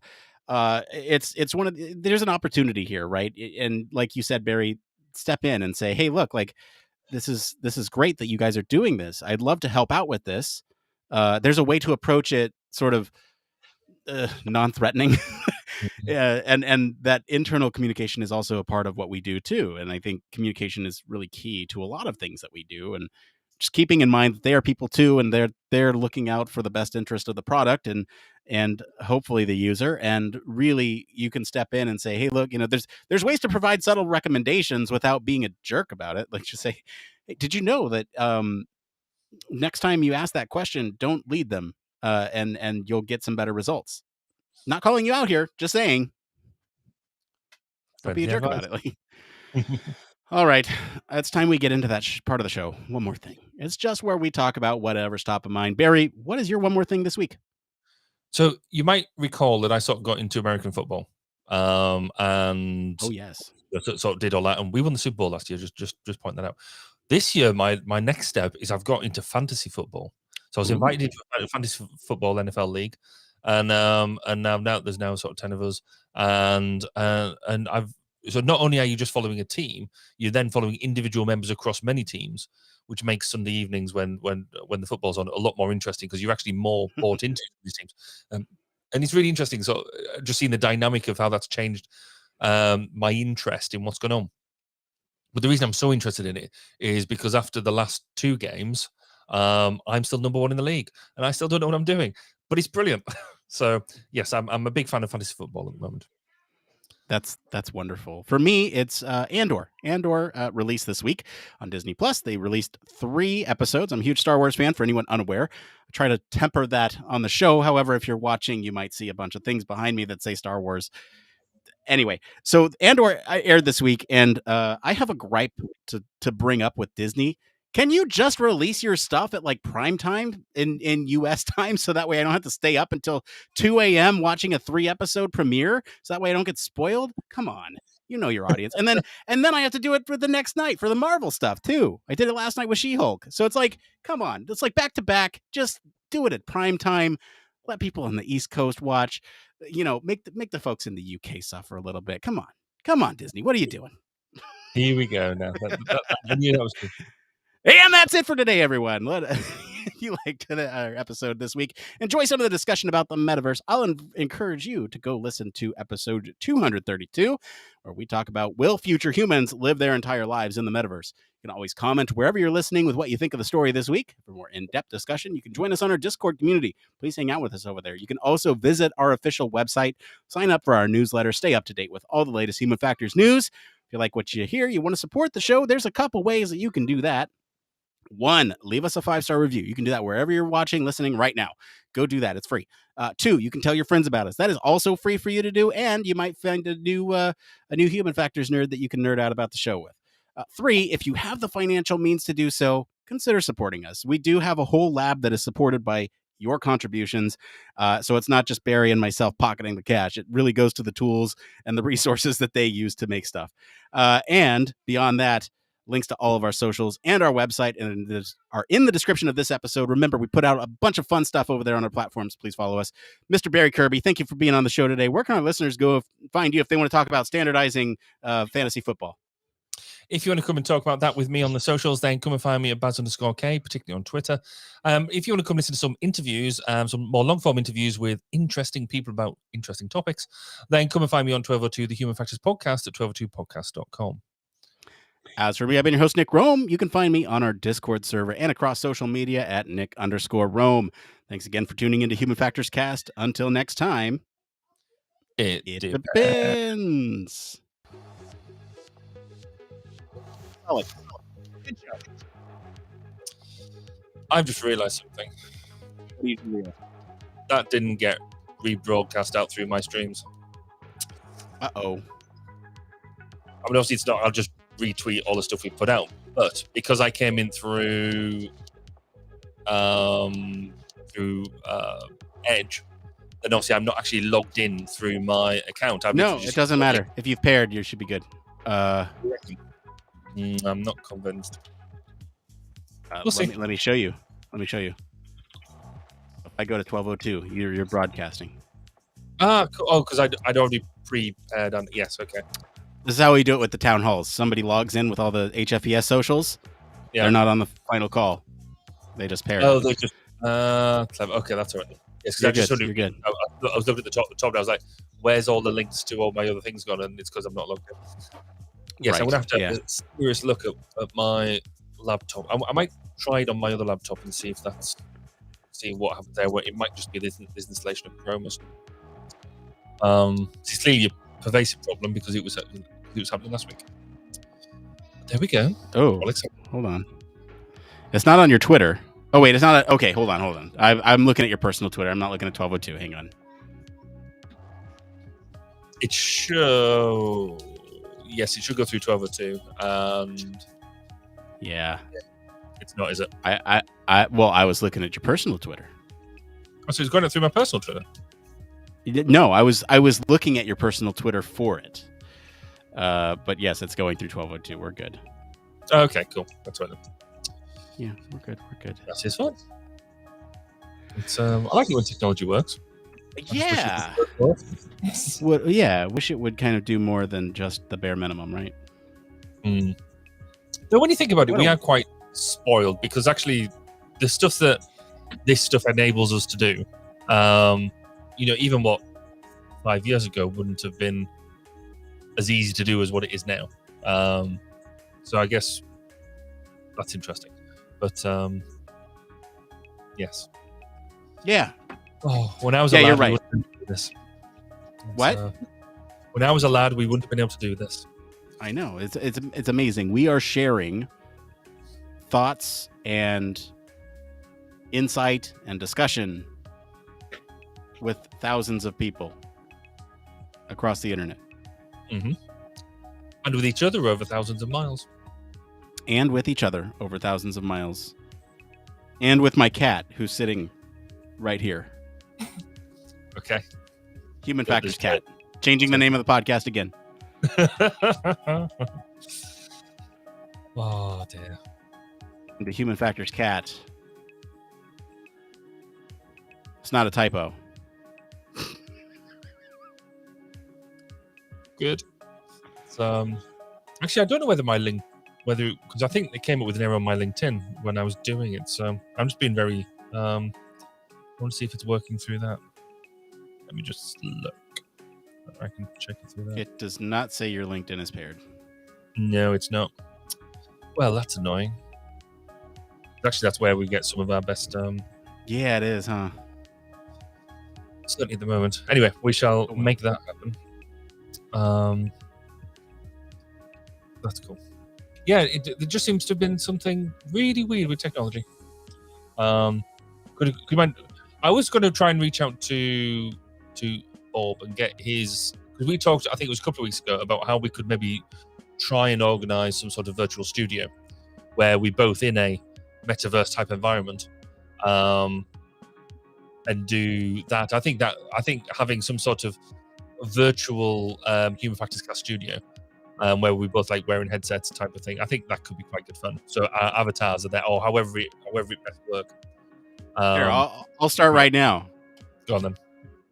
Here, okay, you grab yours. I got mine right here. I actually have prescription lenses in mine, so I can. Oh, you got them now? Okay. Yeah, they're in here. Anyway, so I can't see you. Can you see me?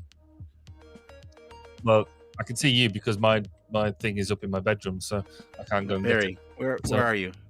get it. I'm in the metaverse and I don't see you. That's probably best for all concerned. It's big in here. I don't know.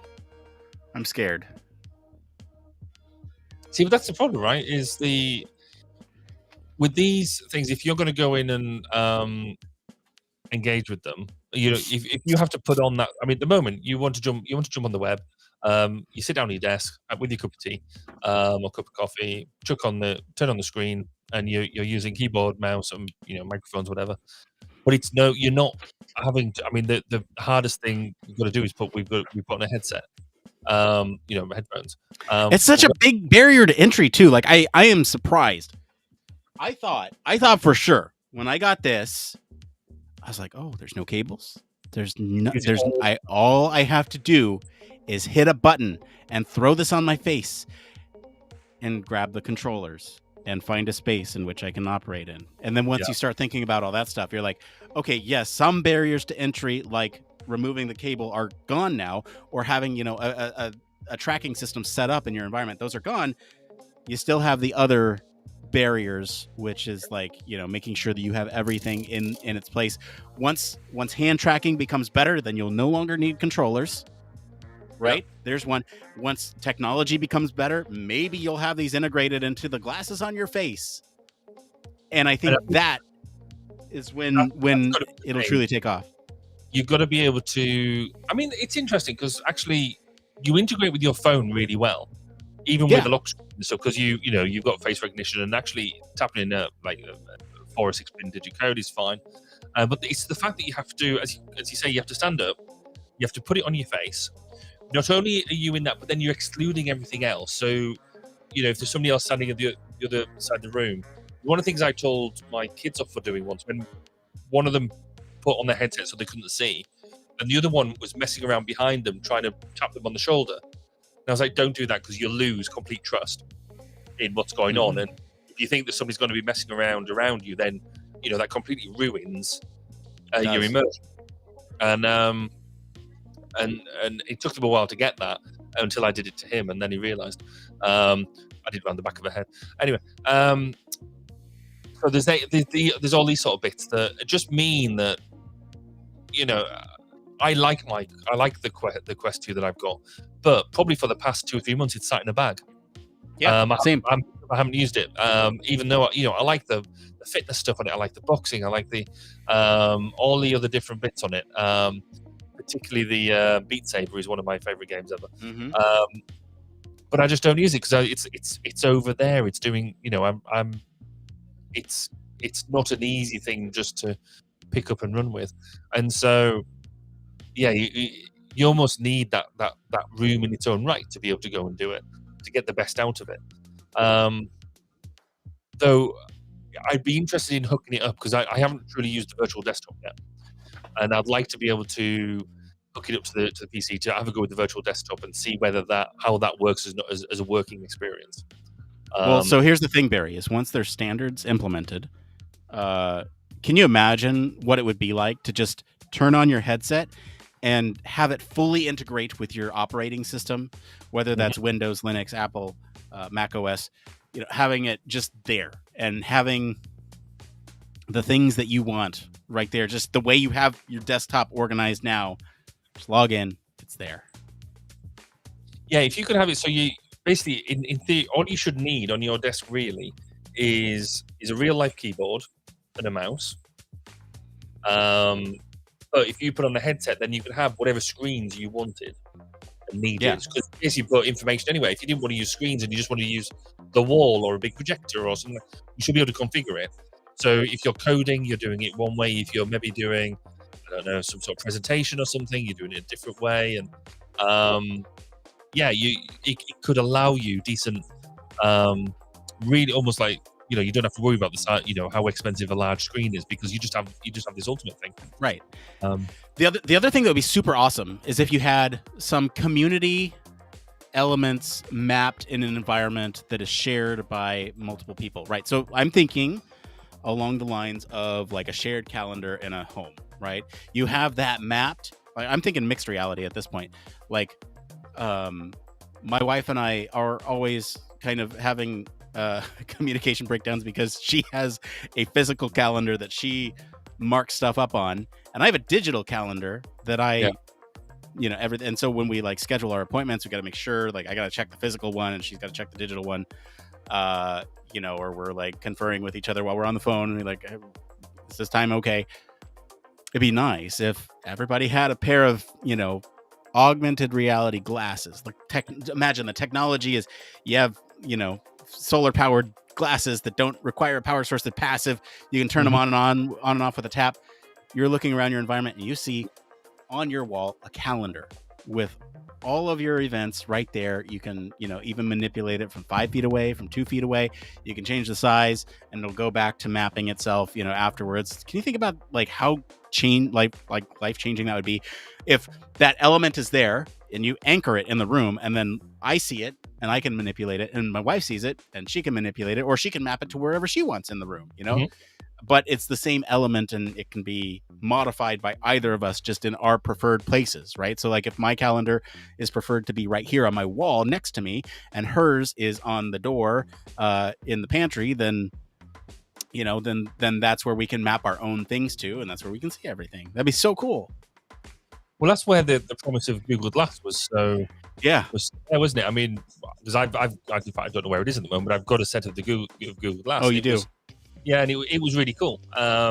We in the UK got properly conned with that, because obviously in the US you had it for years as a thing. Well, we had it. It came over in the UK, and I was very much of the right.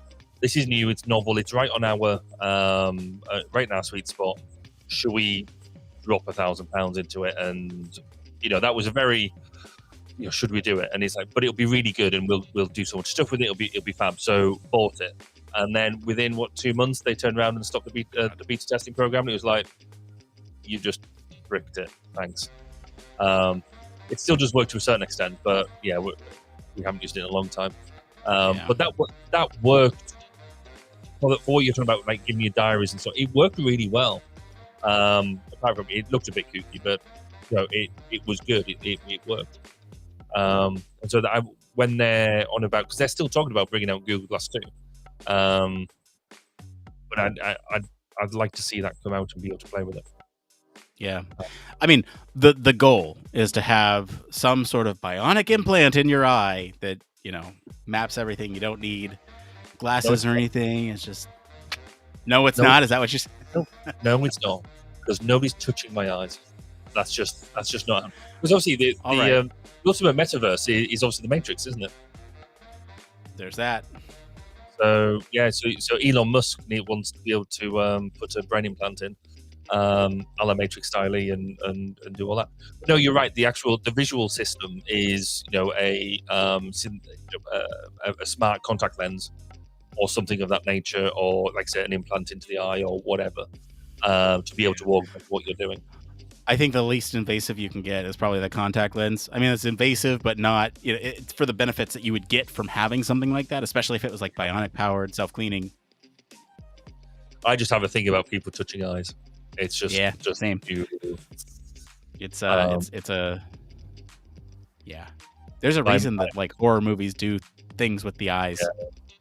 My mum had years ago. My mum had the like LASIK surgery on her eyes, and she described it, and I was just, oh no. The quote that did it for me was when she said, "Oh yes, they cut round the lens and then flipped it open," and I was just like, "Just what do you mean? Just flipped it open? Yeah, just flipped it open." No, like, just I mean they just like do a little slice and then they flip it open. It's just like no, just go shine away. Their little laser pointer in there, and then you're good to go. Yes, it's not high on my list of things I want to do. Yeah.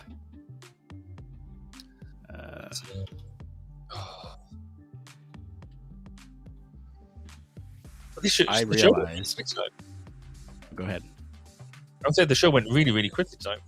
I thought it did. Maybe it was the panic of thinking that everything was just about to fall over. Well, apparently you saw your dad's laser surgery. Is that right? Oh yeah. Well, I don't remember it. All I remember is that it was very early in LASIK, and I feel like I recall them like putting a piece of rice in his eye or something, to do it or something like that. That's all I remember from that. It was very early in the like. Oh yeah, I don't remember that at all. So you were present but not there. I was impressionable, apparently. Maybe my dad was messing with me when he said there's rice. No, actually, I could see that in terms of taking up the moisture. That would make, for me, that would make sense. Or like your eye watering and stuff, but yeah, clearly not. I'm just impressionable. I have like bits and flashes of that memory, but there's like, I don't know. Maybe I've blocked it out. Maybe it's a traumatic eye injury slash. Yeah.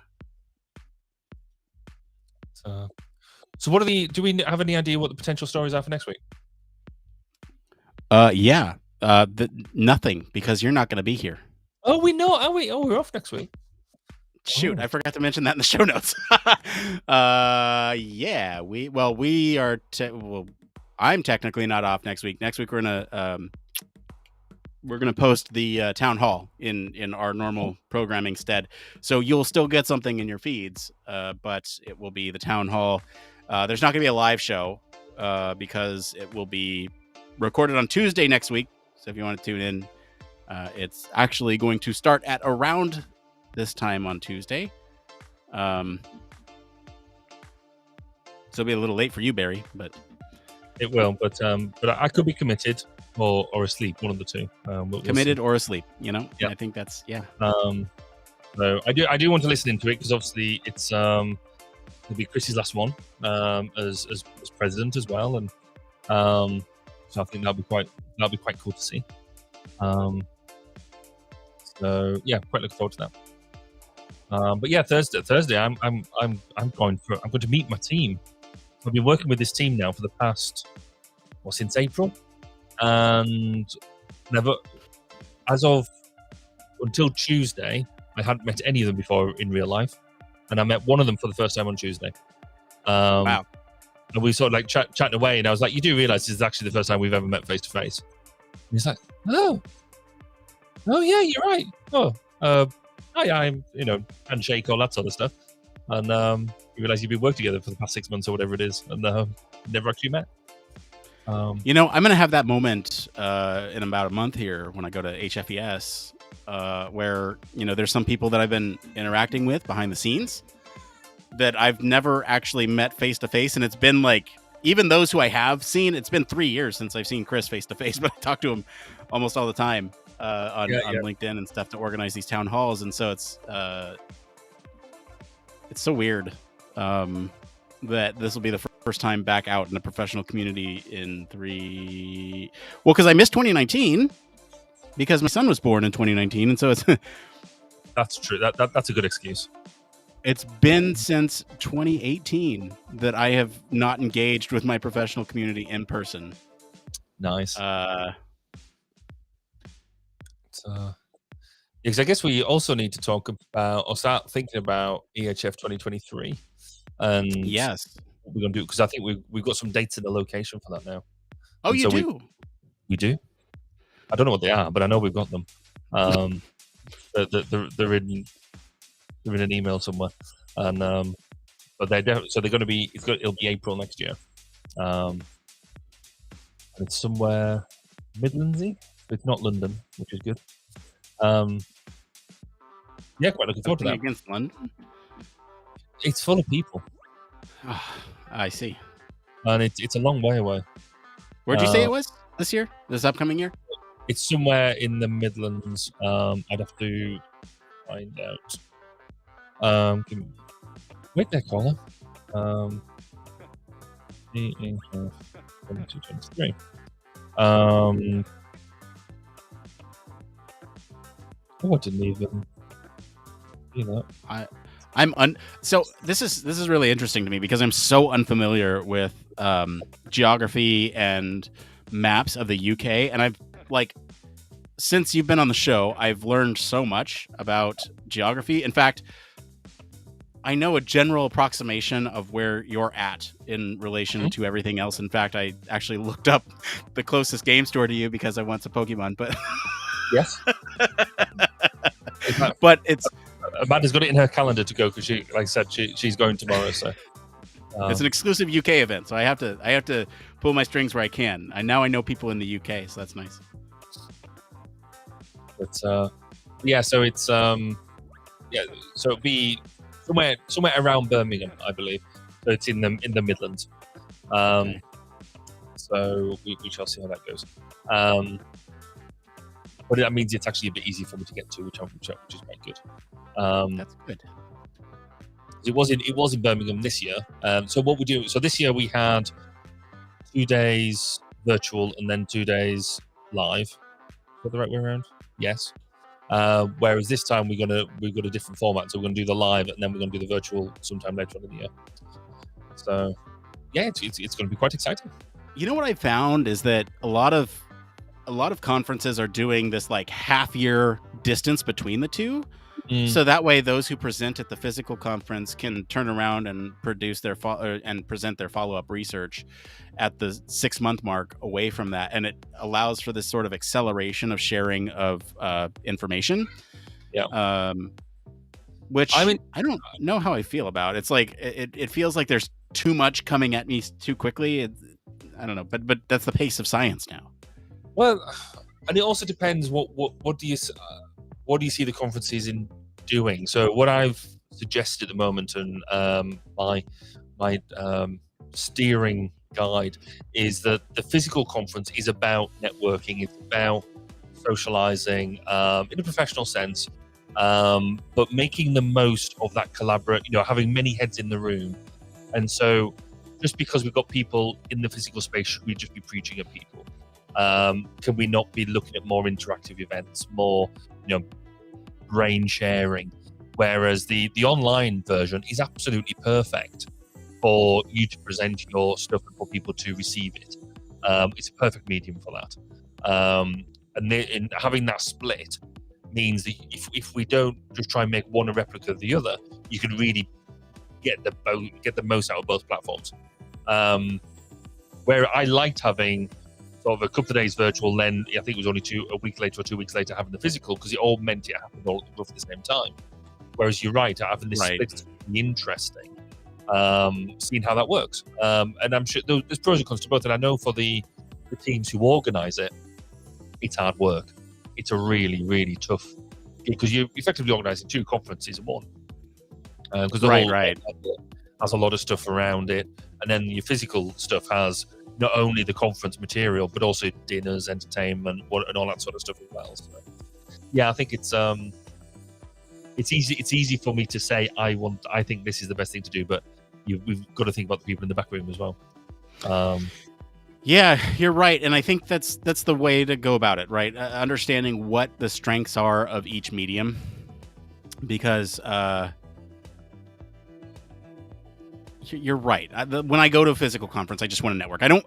It's not that I don't care about attending those presentations and pieces of information sharing, but I find and my view is a little bit skewed because I usually go and do interviews for the podcast, and so it's like I'm talking to these brilliant minds who are conducting research, and I get the short and skinny of what they've found and get to share that with the world. And so it's a different experience for me than it is for somebody else going for knowledge of a topic. But and so yes, I do treat it very much like networking, and I'm very glad that you're considering that, because for me, I don't know what it is about sitting through academic presentations about, this is what I did for our study, and here's the methodology, and this is what we found. It's very boring. And this sounds bad when I say it that way, but I say that because we as science communicators need to be better about communicating science in a fun and entertaining way. And that's why part of the reason why we started the podcast is to communicate human factors in a fun, entertaining way that is relatable, because that to me is and I know we found ourselves in this hole again because I keep bringing it up from time to time, but it's like, seriously, like we're science communicators. Let's communicate science effectively, because that is what we are supposed to do. Yeah, I completely agree. It's that whole. I went to the SpaceCon a week before last, and seeing some people there talk with real passion about what they're doing, not just sitting there presenting a paper. But that's why I think that that online that's important. But you're right, when you've got somebody who's really good at communicating in front of you, it's next step. It's you get inspired, you get that warm. Yeah. Wow, I want to get out my seat and go and start doing stuff again, and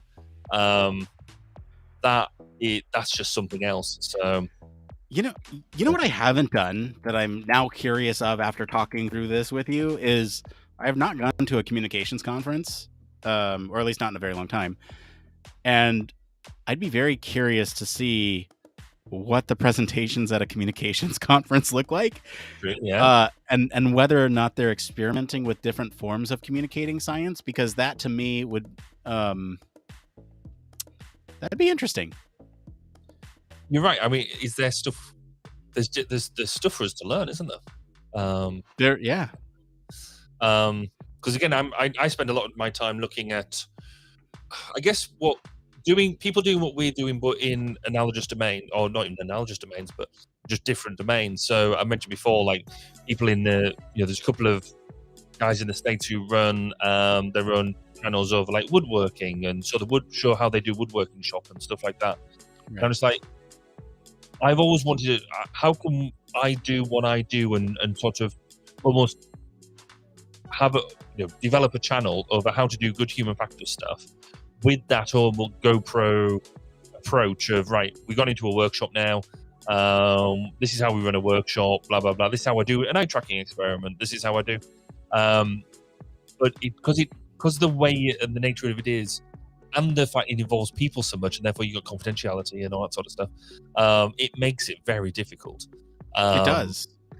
And Barry, I don't want to turn this into a working meeting, but if you want to collaborate on some of that stuff, I've had a bunch of stuff like that in my personal hopper for a very long time. So let's chat, because that could be a lab project. I think. No, there's definitely something there. I think there is a something around visualizing what we do in a, this is cool, talking about it and having conversations and stuff, which most people don't do. But yes, is there a next step to that around even not even quite the how-tos, because I don't want to be preachy, but I want to, you almost want to show your screw-ups. You want to show it going wrong as well as it going right. And I've had plenty of that happen. So you know what would be interesting is if we did a document. Oh, I should probably not say this. I already let the cat out of the bag, but we should do one. Yeah, that's true. They do them from time to time, but like I've seen videos on how IDEO does their stuff, or how these design visionaries think. But I think really a documentary on how human factors works and the importance of it could go a long way. We could take a step back from that and do a documentary of how we do this. That could be a laugh. As a first initial project, almost set up, because we could easily set up, or I say easily, you could set up cameras on almost to the side here, and of us going through prep and all that sort of stuff, and then put that together at the end of having, just have your phones going type thing, and almost have that, could be just a one-off short, 10-minute thing on, or just a fly on the wall thing of us going, what goes on pre-show, or pre-show, when we both sat there just typing up our notes and because see what each other's writing, or almost from early on saying Nick's now sent through the these are the potential stories it's this week. This is reactions to it as you see Nick going through the week, and what's winning, what's not, and then actually I get you the message from you saying this is the message, right? Okay, this is the story, right? And then here's the notes, right? Let's get into the notes. How do we develop it? I think it'd either be really boring or really interesting.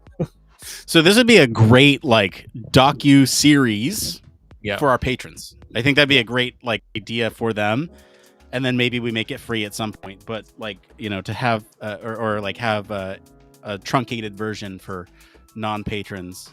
We could do a serious, it takes 8 hours to make a show, just about. Yeah. From start to finish, and I think that 8 hours documented on video would be awesome. And it's the sort of thing we could do, and then actually, if we got invited to a conference or something to say, talk about communicating human factors, we could actually show, use bits of it to sort of show different stages and stuff like that. It'd be a really rich resource. It'd be quite a laugh. Yeah, it'd be great. And then people could replicate it and make their own human factors podcast and make us sweat, and then we'd have to do more to be better. And none of you already don't copy these ideas. There's already one other human factors podcast out there. They do a little bit something different. They do interviews, and it's hosted by this guy. He's pretty cool. But so my tactic with that is I absorbed him into my show, and it elevated this show. Never. Yeah. You should really tell that guy how you've used him. And I won't tell him. The funny thing is that he's done the same thing. He actually invited me on his show and talked about we talked about communicating human factors through a podcast, and so it works both ways. Clever. Yeah, and I do give back. He mentions what's going on his show every episode at the very top, so no one misses it. It's prime real estate for advertising space. So I feel like I've given back. That's fair. Sure, you appreciate it. All right. Hey, we're a couple minutes over, but thank you everyone for sticking around with us. Really appreciate your company tonight. And we will be back next week. Well, I will be back next week with the HFES Town Hall. Barry and I will be back on the 6th of October. Dang. We're coming back when my son is 3 years old. He'll be a whole year older by the next time we meet. Whoa, that's crazy. I know. I can't believe it. Yes. So anyway, we'll do that, and we'll have a great time doing so. The polls will be up tomorrow, so go ahead and vote in those. And we'll see you then. Till then, bye. Bye, everybody. Bye. Bye. Bye. Human Factors Cast brings you the best in human factors news, interviews, conference coverage, and overall fun conversations into each and every episode we produce. But we can't do it without you. The Human Factors Cast network is 100% listener supported. All the funds that go into running the show come from our listeners. Our patrons are our priority, and we want to ensure we're giving back to you for supporting us. Pledges start at just $1 per month and include rewards like access to our weekly Q&As with the hosts, personalized professional reviews, and Human Factors Minute, a Patreon-only weekly podcast where the hosts break down unique, obscure, and interesting human factors topics in just 1 minute. Patreon rewards are always evolving, so stop by patreon.com/humanfactorscast to see what support level may be right for you. Thank you, and remember, it depends.